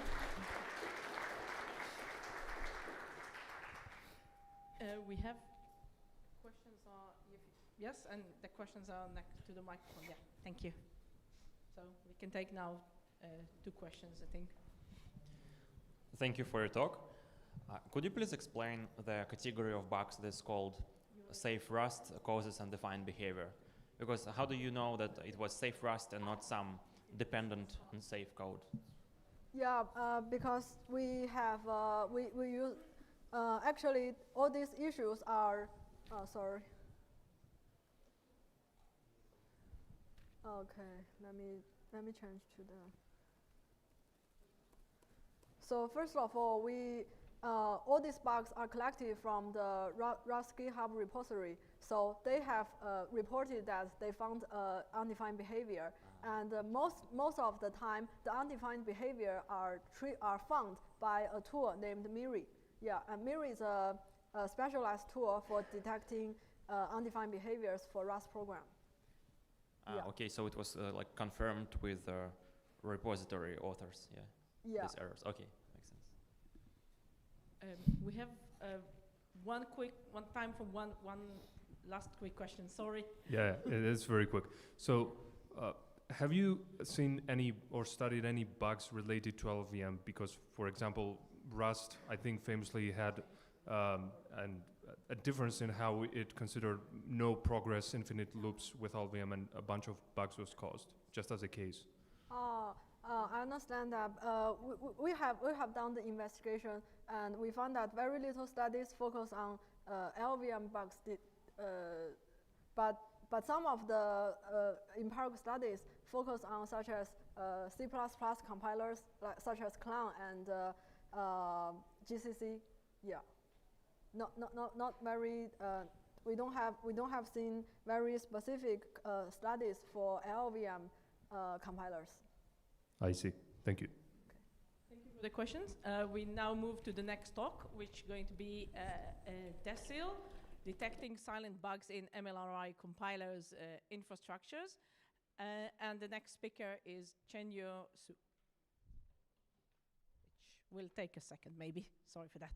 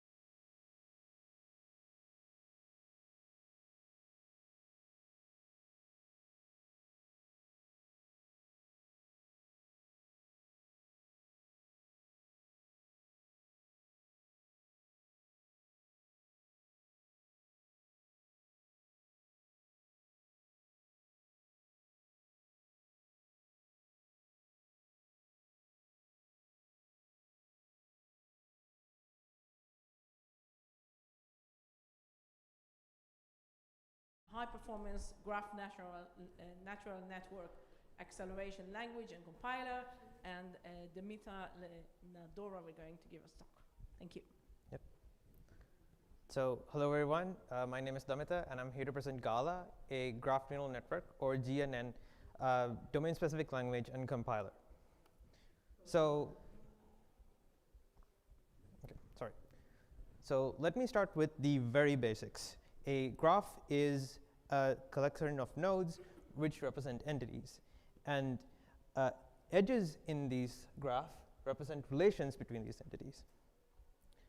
You find graphs in many real-world applications. I don't need to give many examples, but to just give a few, it's used in chemistry to show bonds between chemical compounds, as well as it's used in social or research networks, etc. So let's try to answer a question using this network. Let's say that given some person here, we ask the question, what is their next research topic area? Intuitively, as we all know, it's not only dependent on oneself, but it's also dependent on the interests of the people around you. So given that we want to apply some data-driven solution to this, what can we use? And one example is a graph neural network, which is basically a neural network that functions on a graph. And thus, it also has neural network operations, such as a feed-forward neural network, as well as nonlinear operations, such as ReLU, etc. These operations are typically lowered down into dense matrix operations. And conversely, you also have graph operations, such as message aggregation, where messages are passed between nodes, and finally, the result is aggregated in the end. There are also operations such as graph attention, which functions on the edges of the graph to produce a attention result. These operations, on the other hand, are typically lowered down into sparse matrix operations. And this sparsity brings a very interesting challenge, namely this irregular sparsity, which sets graph neural networks apart from most other machine learning workloads. Whereas you see here, you have different adjacency matrices for the two graphs that are seen here, and having different varying non-zero distributions or edge distributions. This can make optimization a very input-sensitive challenge and also a very interesting one. And capitalizing on optimizing for this sparse workloads, we have sparse tensor systems, such as sparsity-IR, as well as TACO. These systems mainly focus optimizing on what we call a intra-operator level, which is optimizing at the level of a single operation or a single data structure. For example, optimizing sparse matrix multiplication kernels. Meanwhile, you have systems dedicated for graph neural networks. These systems, such as DGL and its compiler GraphFiler, focus optimizations on the more inter-operator level, which is spanning optimizations across multiple operations. Some examples include operator selection as well as operator reordering. But what we found is that there is a missed opportunity here. And that is that most existing systems don't really optimize both at the inter and interoperator levels. Let me show you why this is important. So what we see here is our own implementation for a two-layer GNN model applied to the graph dataset, where you see the adjacency matrix on your left. On the y-axis, you have various optimizations applied. And on the x-axis, you have runtime. So the shorter the bar, the better. What we have first in gray is an unoptimized implementation, which we then apply various intra-operator optimizations, which you see here in yellow. This leads to a total speedup of 1.6x. On the other hand, when you only apply inter-operator optimizations, such as operator reordering, we see a total speedup of 5x. When all of these are combined together, we see a speedup of 10.3x. But hold on. Did you notice something very interesting here? The intra-operator optimizations, which have a speedup of 1.6x, and then the inter-operator optimizations, which have a speedup of 5x, when combined, you are expected to see a speedup of 8x, their product. But the actual speedup is much higher, showing that there is a synergy between the optimizations. So exploiting on this, as well as two other opportunities, we created a solution. And this solution lets us achieve significant speedups over many existing baselines for both inference as well as training. And that solution is Gala. Gala comprises of three main parts: the language, the intermediate representation, as well as its automatic transformations. In the interest of time, I'll only be going through the intermediate representations in depth. I encourage you all to go read the paper for the details of our other components. But just to give a gist of some quick insights on the language and automatic transformations. The language is designed with a separate algorithm and schedule similar to languages such as Halide, and it's used specifically and this is used to specify intra-operator transformations by the user. Meanwhile, we also perform automatic inter-operator transformations that are almost always beneficial using the information stored in our intermediate representations. And going back to these intermediate representations, let me show you how we build them. So given some statement in our front-end language, we first store the details regarding the computation operation itself in what we call our compute IR. In this case, this is the aggregation operation across nodes, which we show here below. We store the details, such as the operation type, as well as the underlying computation, along with maps to the input and output data, which we store separately in a separate data IR representation. In addition to these two details, we also store the intra-operator transformations that are specified in the scheduling language of Gala. These are shown in blue here. And so, for example, the sampling and coarsening transformation specified in the compute IR node is used to generate a transform aggregation kernel during the final code generation. And likewise, we also perform column tiling transformations, which tiles the graph, which is specified in the data IR. What we have noticed, and which also influenced our design to have separate compute IR and data IR, is that these transformations, which happen at the intra-operator level, can be performed in isolation. This enables the separation of concerns, making it much more easier to perform intra-operator transformations, as we've shown here below. But there is structure to these IRs. They are not independent blocks. For example, the compute IR is a sequential representation of compute operations, which stores the computations in the GNN model in a layer unrolled view, which gives it a global view of the entire program. On the other hand, the data IR is a graph representation, where you store relations between data objects as edges in the graph. And these edges can store relations such as input-output dependencies as well as transformation dependencies. We use these additional features to perform our automatic inter-operator transformations, which include training-aware subgraph creation, sparsity-aware rewrite rules, training invariant code motion, as well as complexity-based operator reordering. In the interest of time, again, I'll only be going through the training invariant code motion transformation, which is essentially loop invariant code motion, where the loop in this case is the training loop. And any operation that does not give different outputs across the training iterations, we just move it out of the loop. So let's see how we find such operations using the IRs as an example. We first take the operations in our compute IR. So this one here. And then check the mapped inputs in the data IR.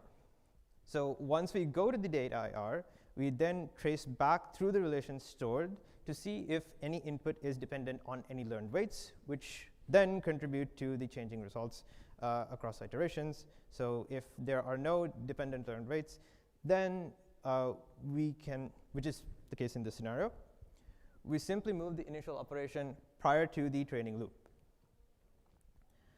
This removes redundant computations across iterations and gives a significant speedups, especially in the training scenario. Now, to some of our evaluation results. We test on 4 GNN models: graph convolution network, graph attention network, graph isomorphism network, as well as graph SAGE. We test on a model configuration of 2 GNN layers with a hidden dimension sizes of 32. Our evaluations are on an NVIDIA H100 and A100 GPU, and we test against 4 baselines. One being DGL, which is maintained by AWS, WiseGraph, released last year, as well as C-star and SPLASH'25. We also test on a variety of data sets that span across multiple graph sizes, multiple input feature sizes, as well as multiple output class sizes. So here you see our main results. The x-axis shows various graphs as well as GNN models, while the y-axis shows the speed up of Gala compared to our baseline systems. So anything you see above here, above this red area, is a win for Gala. We achieve significant speedups overall, 2.55x, across all models, datasets, and baselines.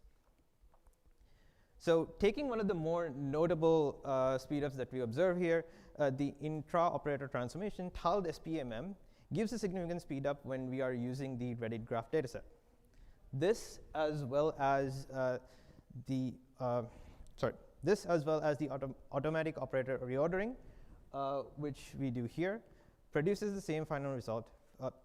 Which again, the reordering still produces the same final result for this model, allows Gala to achieve significant speedups over other baselines. In addition to this, we conducted multiple other evaluations, such as a similar study for training, scalability studies, and how Gala behaves with different scheduling choices. We invite anyone who is interested to look up our paper for further details. So in summary, we present Gala, a GNN DSL compiler that achieves significant speedups over existing baselines through its language, IR, and automatic transformations. Thank you.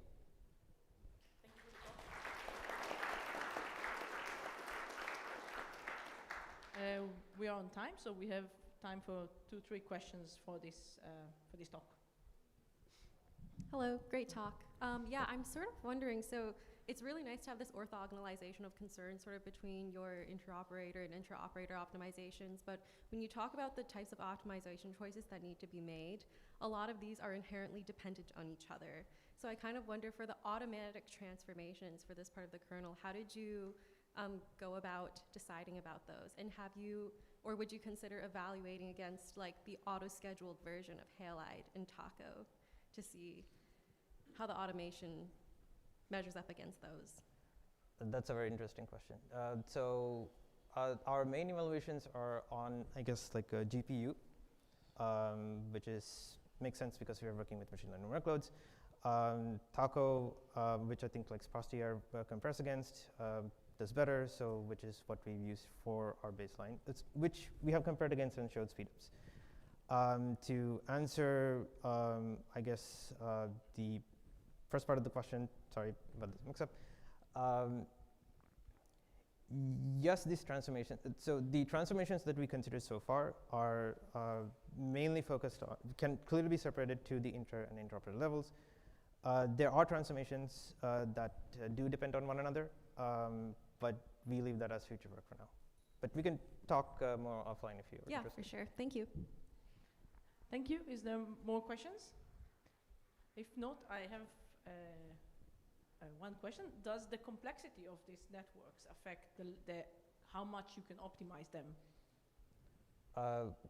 To clarify, what do you mean by complexity? Complexity can be, first of all, I assume that there are more layers, and I assume also that some networks can be, with much more nodes. So if this, did you observe any changes of the optimization to understand this relationship and be able to optimize depends on size? Yeah, we did perform a scalability study, which is in the paper. In the interest of time, I couldn't present it, but feel free to look it up. But in summary, we see, we don't notice that much of a difference, and we see significant speedups even when the graph is even when the network is much more complex. Yeah, that's cool. Thank you. Yep. Move to the next speaker. Thank you.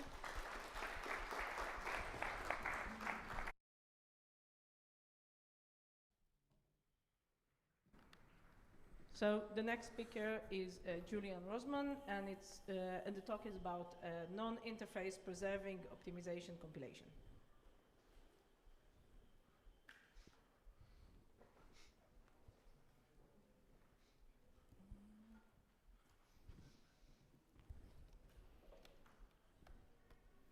That did work before. Ah, that looks better. Okay.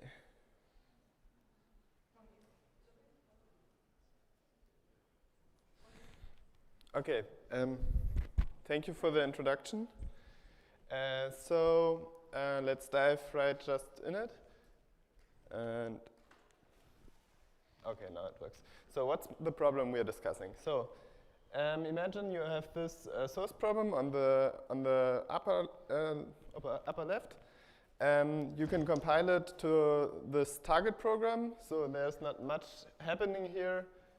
Basically, we just performed a dead code elimination. We eliminated there where the gaps are. These assignments, they don't contribute to the results, so we can eliminate them. Sounds sound. And it is sound in the functional definition of soundness for this.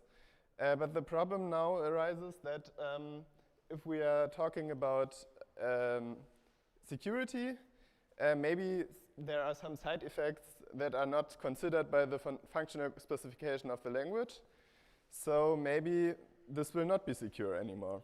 For this example, we will use a simple example leakage model where the public rights here to the uppercase letters, so X in this case, will be leaked and are observable to some attacker. And non-interference in this example just means don't leak the secret A. So we are branching on A, and we don't want the attacker to observe that. And yeah, that's all you need to know about non-interference for this talk. So now let's go through the source traces. So basically, if we step through it, we have here a leakage event, and here one on one side, but not on the other, here on the other trace. And finally, we are at the end of the trace, and so if we just look at the sequence of leakage events, which is what we do in this leakage model, we see it's secure. They are the same sequences of leakage events.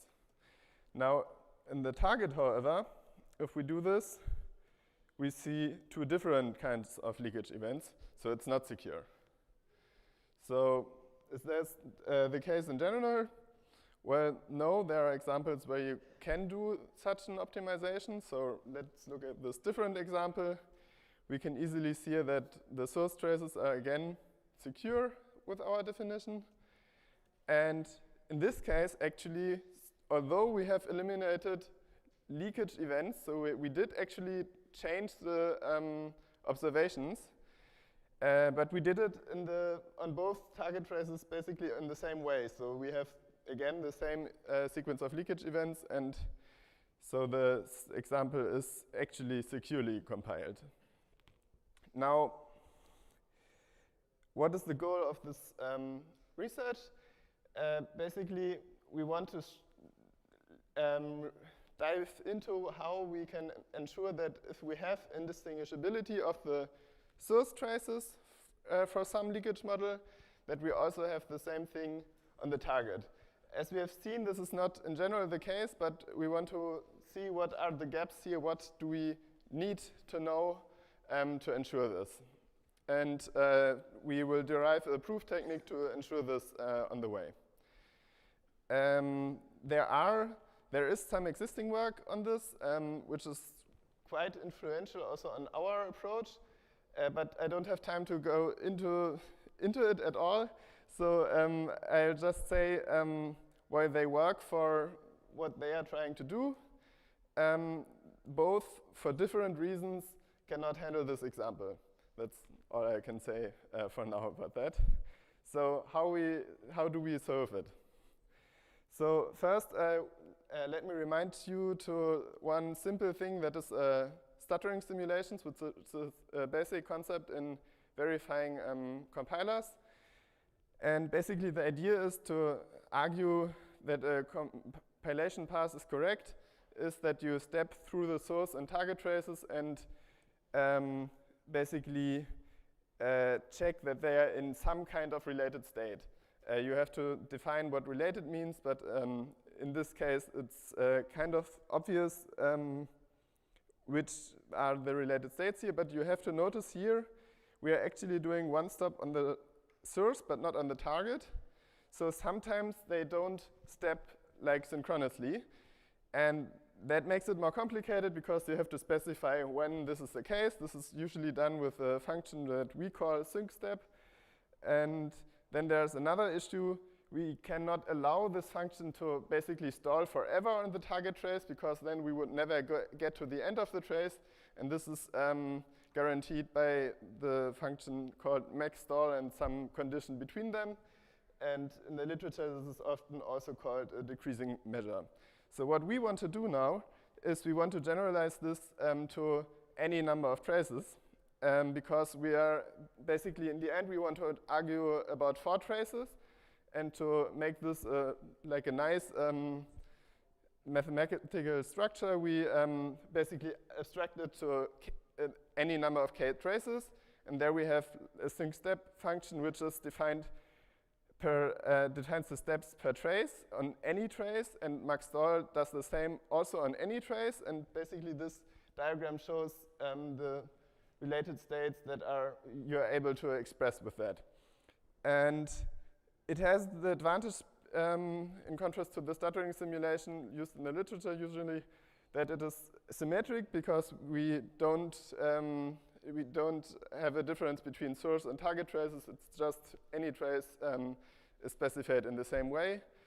And there is this thing that we can recombine it.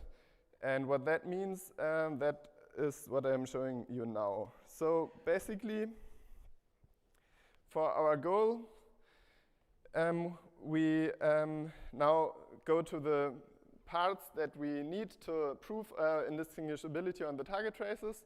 And we start with the thing that we had first, the indistinguishability on the source. Basically, this is, you have seen that already, it's just the simulation here. And we know that there are some states are related because we have the same observations at that point. Now, additionally, we can see here, we can annotate our source code with something we call local leakage transformers. And these basically say what happens to the leakage that is here when it's compiled to the target. And we have annotated it here. And then we need to show that we have some kind of simulation, which is similar to the stuttering simulation before, because it's from source to target, between those and the target. So we basically have to show that these annotations are actually sound, so that the leakage is transformed in the way that we annotate it to be transformed. So in this case, RM nodes means that the leakage is eliminated, and ID means that we have the same leakage in the target trace. So we have this for the yellow and the green trace, but we also have it for the other two. And now these traces here on the top, they are the same. So the two reds and the two yellow ones. So we can merge them and make one diagram out of this. And then we additionally have to argue that these local leakage transformers, I told you before, that they are actually the same. And we can check that. They are actually. And now we can see, OK, then we have indistinguishability on the target trace. Because if you apply our local leakage transformer to the leakage at that point, which is equal because of the indistinguishability on the source traces, then we can argue that we have the same leakage on the target traces. And these gray areas basically are just to show you that this is basically what the K simulation is, with which we have realized this. So internally, we basically have these two simulations, which we combine to a 4 simulation, which is denoted by this these frames. So finally, we can come to a conclusion. And so we've shown you in this talk that we have come up with a new proof technique for non-difference preservation. And we've introduced you to the concept of case simulations, which you could also maybe apply in other domains. And then to this concept of combining these case simulations to basically simulate one hyperproperty to some target somewhere else. And the specific hyperproperty simulation, indistinguishability simulation, which is the focus of this work. And what I haven't talked to you about is how it relates to the previous approaches. So basically in the paper you will see that it generalizes previous year's approaches and actually can be useful to modularize CT preservation proofs, where CT is a specific leakage model, which is very interesting, but also a little easier than the general case. But we can actually make the proofs for CT preservation also simpler. And then there's NIFTY, which is a framework to basically fix a broken optimization. So we have this dead code elimination example at the beginning, and what we do is we basically have the means to change the optimizations in such a way that it only does this optimization when it is secure to do that. And yeah, that basically, I have some time to talk about this. Actually, basically what it does is that it combines, if you are going to through this branch here, basically at the end it checks whether we have the same trace of local leakage transformers. And if they are the same, we leave it at that. And if not, we have to use some fallback path. That's basically what NIFTY does. And all of this is formalized in ROC. And yes, so now I'm done with the talk. One final note, I will finish my PhD very soon. So if you have any internship or postdoc available, please let me know. And so that's it. Thank you all for listening. For the talk. We have time for some questions.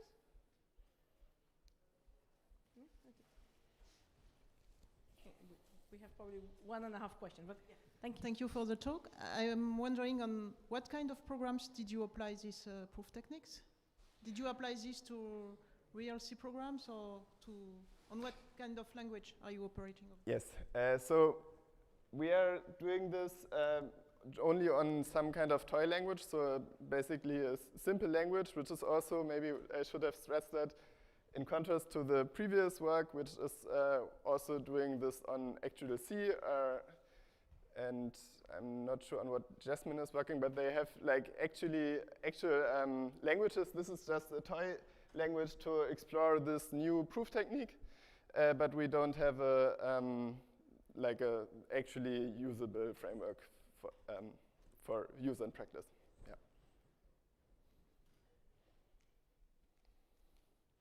Yeah. Any more questions? Yeah. Okay.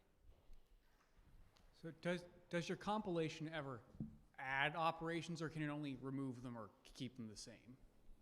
Sorry? For the compilations that you're considering here, is it only removal of operations that you're considering, or can operations be added to? Adding is difficult. So basically removing is supported, and like transforming in some way is also supported. Adding is a little bit a problem, because if you have like leakage that comes out of thin air and you have no point where to relate that to, so basically you would have to need some annotation in the source code already, where you denote, okay, here will be some leakage, and so the source leakage model would have to in some way signify that there is leakage. But this is basically, I mean, if you have some optimization that just produces leakage at some random point, that's hard to argue about at all. I don't know how you would do that. Thank you. Thank you. We move now to the next talk by Yi Zheng about synchronized behavior checking, a method for finding missed compiler optimizations. Thank you.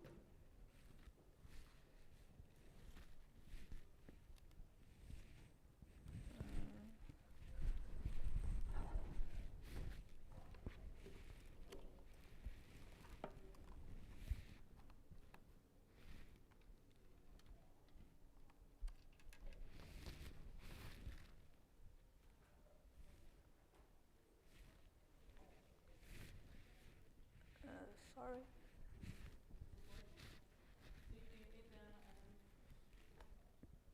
Okay. Is it this one? Which one is this? This I'm holding, or the one she's holding? No, this is the old one. Maybe the old one is not so good. So maybe this one. This one is there. Oh. Right. So maybe this is better. Yes. No, okay. Okay, it works. Both are not that good. Okay, it works. Okay.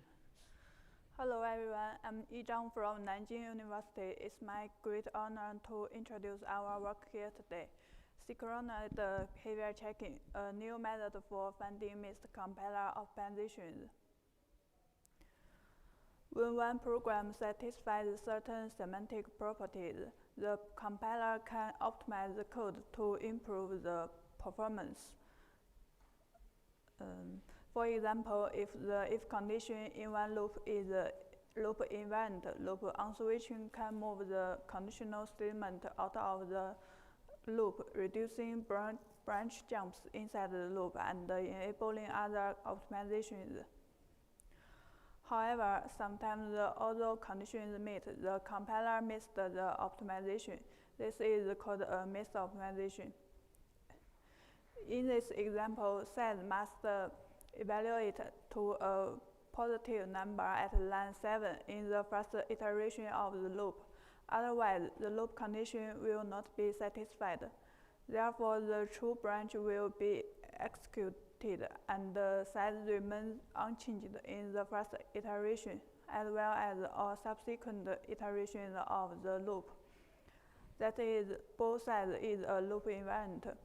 However, as shown in the compiled code, none of the optimization is applied by LLVM because it cannot infer both sides as a loop invariant. This is a missed optimization for LLVM.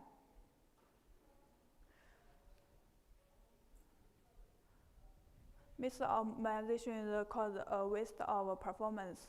How to effectively detect these missed optimizations is an important and continuous concern in recent years. Existing works design specific detection methods for specific optimizations such as data code elimination, arithmetic optimization, and optimization of data flow analysis. These approaches have shown good results, and some optimizations, such as data code elimination, can reflect problems with many compiler components. However, compiler optimizations are varied, and there is a lack of a general oracle to directly decide when a target optimization should be applied. We propose synchronized behavior checking (SBC) to address this challenge. The key insight behind SBC is that optimizations may not function in isolation. Quite the contrary, distinct optimizations often depend on related semantic constraints of the input program. This interrelationship induces coordinated behavior among optimizations, which can be utilized for cross-validation. In particular, for a target optimization, we look for other optimizations that have a related semantic constraints with it, detecting missed optimizations by observing whether their actual behavior is consistent with the expected coordinated behavior. Consider the program in this example. The applicability of loop switching depends on whether both sides is a loop invariant. Similarly, other optimizations may depend on the same semantic constraints, such as the elimination of the if statement at line 7 to 8 in the program on the right. The statement at line 8 will only be eliminated if the two variables mark 1 and mark 2 are always equal. Given that mark 1 and mark 2 hold the value of both sides outside and inside the loop respectively. They are only always equal if both sides is a loop invariant. Due to the shared dependency of loop on-switching and decode elimination on this semantic constraint, the two optimizations will behave in a coordinated manner, which can be used for cross-validation. Specifically, if decode elimination removes the if statement, if loop on-switching should move the if condition outside the loop, and vice versa. It's worth mentioning that the program on the right is mutated from the left for enabling the cross-validation between loop on-switching and decode elimination. Overall, for a given program and target optimization, SBC selects an auxiliary optimization and, when necessary, mutates the given program into a variant for cross-validating the two optimizations. Then we compile the program and examine whether the actual behavior of the target and auxiliary optimization are coordinated as expected. If they are not, at least one of the optimizations misbehaves. Assuming the soundness of compiler, this misbehavior would only occur if an optimization is applicable but was missed by compilers. To realize SBC, two main challenges have to be overcome. The first is to identify optimizations that exhibit coordinated behavior and therefore suitable for cross-validation. The second is to derive the concrete coordinated behavior among optimizations against which their actual behavior can be validated. To overcome the first challenge, we propose a novel categorization of some common well-known compiler optimizations, specifically optimizations that are applied due to related semantic constraints of input programs can be grouped together. In particular, we focus on two types of semantic constraints, invariant code and loop data dependency. The former refers to variables, expressions, and statements that evaluate to the same value under certain conditions. Loop data dependency, which occur when loop iterations access the same memory location with at least one write and are critical to loop-level optimization, such as loop vectorization. Optimizations that depend on the same semantic constraint can be cross-validated. Regarding the second challenge, we formulate two kinds of relationships among optimizations, co-occurring and complementary, each of which induce a specific type of coordinated behavior. In the co-occurring relationship, two optimizations are enabled by the same semantic constraint simultaneously. The co-occurring relationship means if one of the two optimizations is applied, indicating that the semantic constraint holds, then the other optimization should also be applied. The complementary relationship refers to optimizations enabled by semantic constraints that are negations of each other. That is, for one program, there is one and only one of the two optimizations that will be applied. If neither is applied, one is a missed optimization. For the optimization related to invariant code, we create a co-occurring relationship between them through code mutation. From the perspective of loop data dependency, loop vectorization and memory optimization via register allocation naturally exhibit complementary relationship. We only need to constrain the input program to guarantee that one of the two optimizations can definitely trigger in the input program. For this example, if k is not a negative number, only loop vectorization should be applied. Otherwise, the data dependency contains a true dependency. That's memory optimization via register allocation can be applied. This means regardless of the value of k, whenever neither optimization is applied, one of them is missed.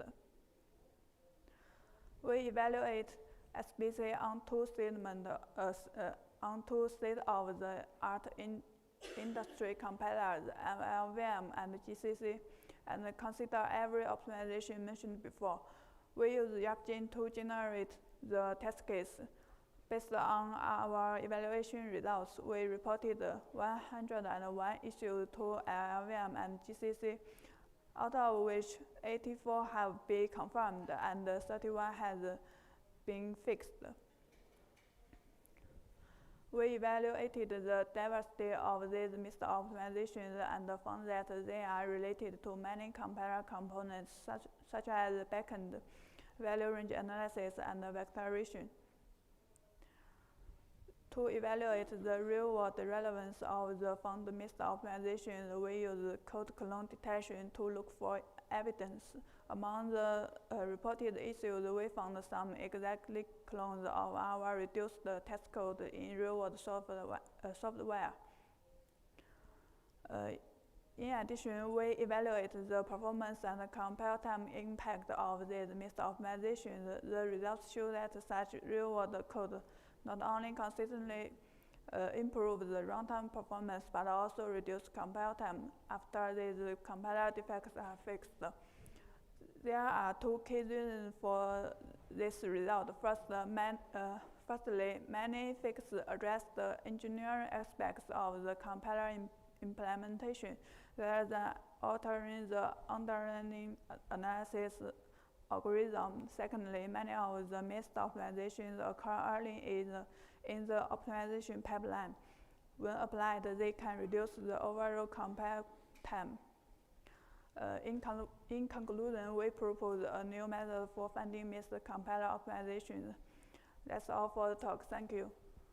Thank you for the talk. We have time for one question, probably. So thank you for the great work. So I'm wondering, like for those, so you use the YAPGen for generating the test program and finding the missed optimizations. I wonder why didn't you, and you also mentioned that you have real-world clones of those like detect bugs. I wonder why did you not directly use the real-world code to find such like missed optimizations, which seems to be more realistic, and developers may be more willing to fix such bugs.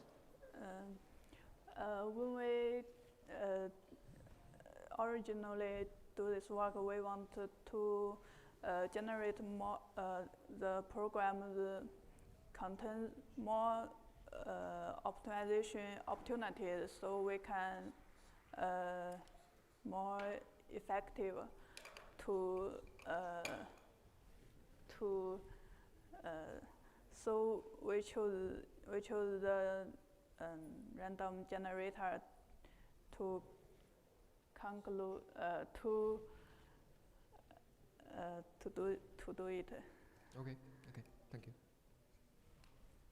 We have just one short question, and then we have to move on. I'm the just rest will have to wait. Yeah, given these things are like low overhead of the analysis, the computer optimization, I think it is technically impossible to integrate everything to the, some runtime condition, just JIT. So that's where my concern. Is there any technical constriction or limitation on that? Sorry. Yeah. So you totally based on the traditional or typical static compiler like GCC or LLVM. Yeah. So I wonder, is it possible to apply this methodology into the JIT? Right. It can be used for other compilers. Yeah. Okay. Sure. Okay. Thank you. Thank you. You can take it to the coffee break within within 15 minutes. Thank you. We move now to the next speaker, which will be Yu Feng. And the talk will be Tabby, a synthesized aid compiler for high-performance zero-knowledge proof circuits. Thank you.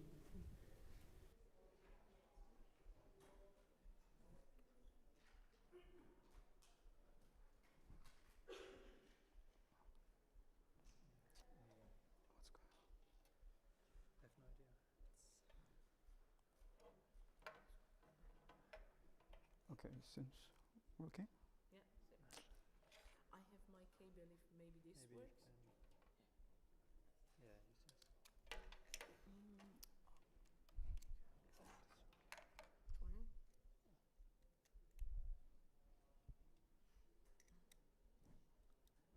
Is it working better? it seems to. Okay.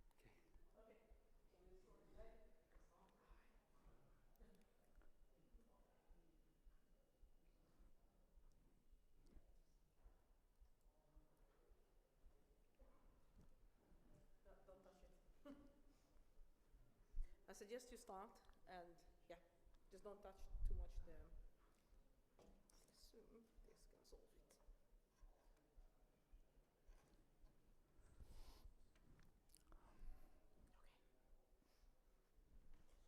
Okay, good afternoon, everyone. My name is Yu Feng. I'm a faculty member at UCSB.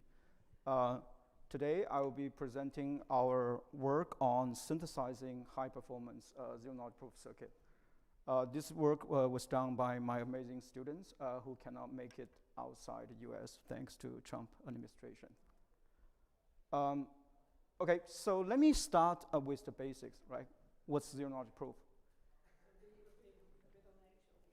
Can you directly connect to my computer? What's this thing? Oh, you have something there.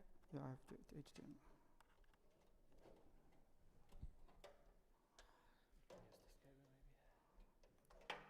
No, but he changed it to, he connected you. Oh, okay, yeah.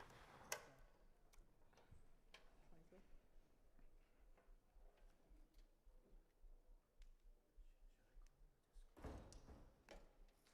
No, I don't think it's, I think it's a bit.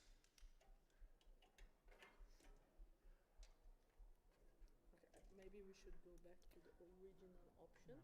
But that's okay, I'll stand here. I know how to hold it. Give the talk, else we. Okay, thank you so much. Let me start with the basic. What's ZK? Okay, so a ZK protocol involves two parties, where one, the prover, is trying to convince the verifier some computation is true without revealing the computation details. And here, the computation can be abstract using, let's say, a function p of x1, x2, etc. Whereas you don't want to reveal some of the parameters, such as x1, right? It can correspond to some private key or sensitive data that you don't want to reveal. And a very well-known zero-knowledge proof example is the game Where's Wallet, right? In which you and your friend, you're trying to find the locations of wallet, but you don't want to, you want to convince your friend that you found the solution without actually revealing the solution. Okay, so this sounds paradox. In this case, one of the ZK solution is that you can actually find a cutoff, right? You can find a cutoff to show the face of wallet, and then so that you can convince your friend you find a solution without revealing where it is. So you can even generalize zero-knowledge proof to common well-known problems such as three-coloring problem, right? So you can convince the verifier that you found a solution given a graph G without revealing what the solution is going to be. And if you instantiate this magic computation P to parametrize to, let's say, a blockchain transaction that involved your amount as well as a balance, that's basically effectively the black bones of the Tornado Cash, which enable private crypto concurrency. And recently, people even try to apply zero-knowledge proof to try to verify a given image or article was being actually modified by humans, not AI, without revealing what the content is going to be. So all in all, so you can think of zero-knowledge proof as the fundamental layer of blockchain ecosystem. On the other hand, writing correct yet efficient zero-knowledge proof of circuit is highly non-trivial. Okay? On one side, we have some kind of compiler for doing the automation, whose job is to translate your zero-knowledge proof programs into a low-level ZK circuit. But those circuits end up with too inefficient to be practical for any like large-scale applications. So that's why you see for most of the big applications, they require a tons of domain expert, typically a cryptographer that spend months or even years of effort optimize those zero-knowledge proof circuits, which is obviously what the goal of today's talk, right? So we want to unify the best of both worlds.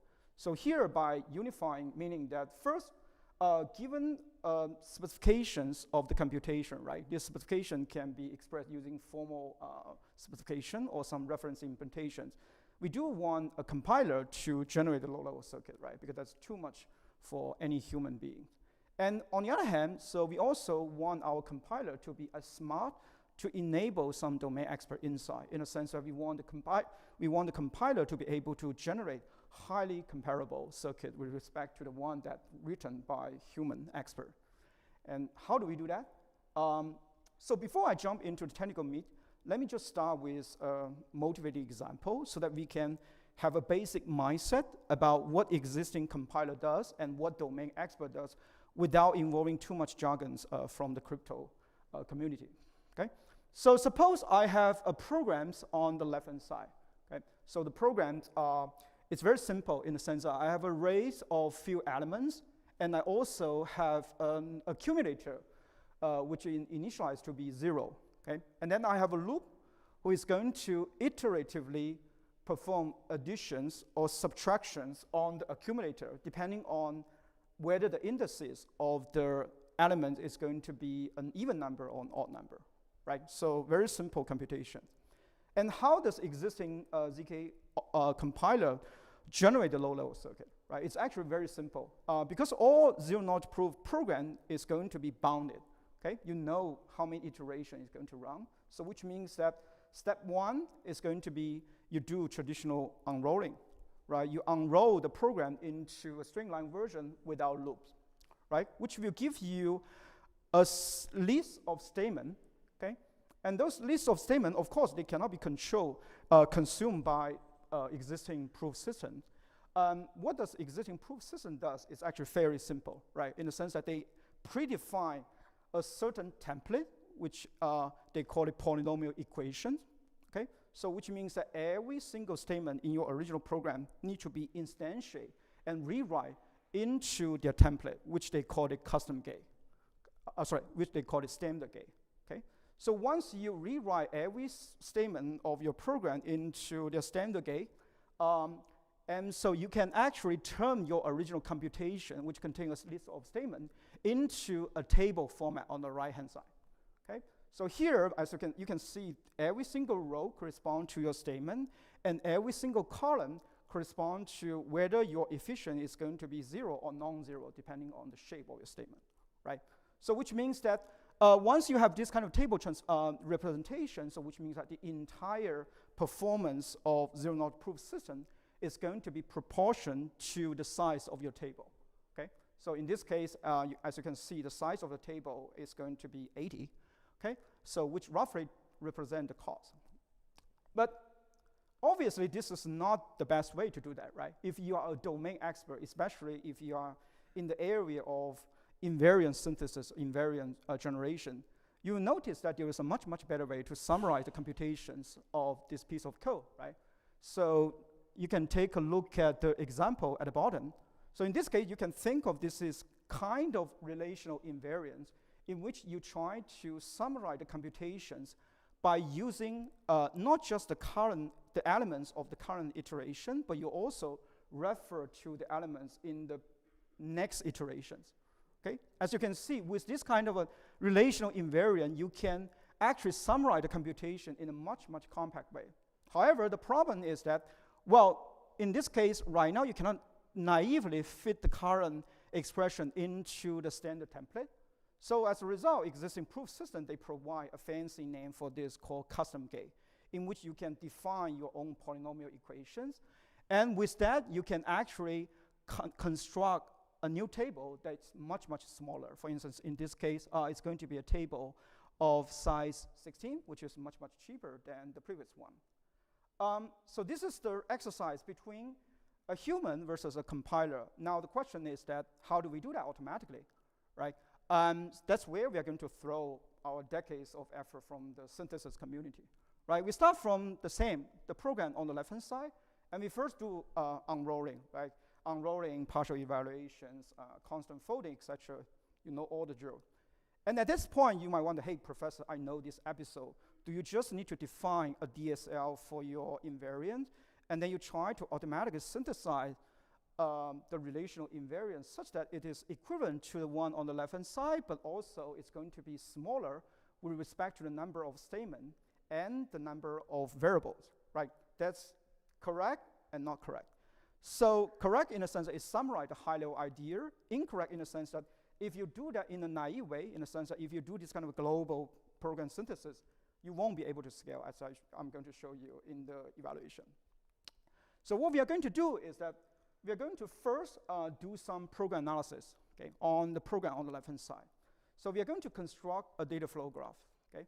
A data flow graph which represents every single node corresponds to the statement, and every edge corresponds to the data flow dependency. And the idea of getting this data flow graph is because the graph might involve some of the very nasty computations that involve strong connected component. We know that that's going to be a nightmare for any kind of program analysis. Right, so once we have this graph, we are going to get rid of all the strong connected component, which will give us a set of subgraph, okay, which is going to be SCC free. And for instance, in this example, one of the subgraph is going to involve statement 4 at the top, and the second subgraph is going to involve 1, 2, 3, which correspond to the code snippet at the bottom. And then for every single code snippet, that's where we are going to involve all the hammer from the deductive-based program synthesis community, right? And we're going to perform deductive guided search such that we try to complete the missing program in a way that first it has to be equivalent to the original statement that we try to synthesize. And this is also an instance of optimal synthesis because we also want the expression that we end up synthesizing to be both optimal with respect to the number of statements as well as the number of variables. And there's a whole bunch of detail in the paper, but putting it all together, you can think of at the top, so our tool is going to consume any kind of ZK program, okay? And then what we're going to do is that we're going to convert that into our intermediate representations, which is going to be loop-free. And after that, we are going to perform compositional analysis to decompose a gigantic program synthesis instance into multiple smaller tasks. Whereas for every single task, we are going to perform deductive guided program synthesis, which end up with an optimized version in our intermediate representation. And that's where we are going to involve the code generation, which will give us a design backend, depending on what kind of backend you're going to generate. And we support most of the mainstream proof system. And is this working? We do evaluate on a set of benchmarks from a variety of open source projects. And we compare against all mainstream ZK compiler and programming languages, including Noya, which is one of the most popular one. So here we compare against 4 matrices. And the first one is a compilation time. Because we do some kind of a heavy, sort of a heavy symbolic analysis, right? We want to make sure that it doesn't mess up with the performance that much. And as you can see, in terms of the compilation time, it's kind of comparable with the mainstream compiler, ZK compiler. And the other 3 involve the performance, right? So for instance, the proof size correspond to the number of columns, okay, of the table that get generated. And as you can see, because Noya is using a whole bunch of standard gate, it doesn't do custom gate. So as a result, as you can see, the proof size of Noya is always a constant size, whereas our compiler is going to generate this kind of proof on the fly. As you can see, it's going to be vary according to different benchmarks. And finally, the proving time is going to be bounded by the number of rows. The fewer, the better. So the takeaway is that, as you can see, by comparing again our tool against Noya, so you can see a huge reductions in terms of both proof size as well as proving time, without sacrificing too much on the compilation time. And then you can, if you see the other result with, let's say, CERC compiler from Oakland 2022, as well as Circon, which also published a bunch of paper in the PL community, you can see a consistent reductions, which is about 70% to 80% reductions. And finally, we also do an interesting ablation study, right? In the sense that, hey, this result is good, but why is it working, right? So we compare the full-fledged version with 3 baseline. The first one base corresponds to just a naive enumerative search, whereas the second one plus S corresponds to the one that apply deductive reasoning, and the third one corresponds to with and without decomposition analysis. And as you can see, why each of the baseline can solve some of the benchmark, but none of them can solve all without combining everything together. To summarize, so we propose TABIC, one of the first ZK compiler that enable program synthesis as a pipeline.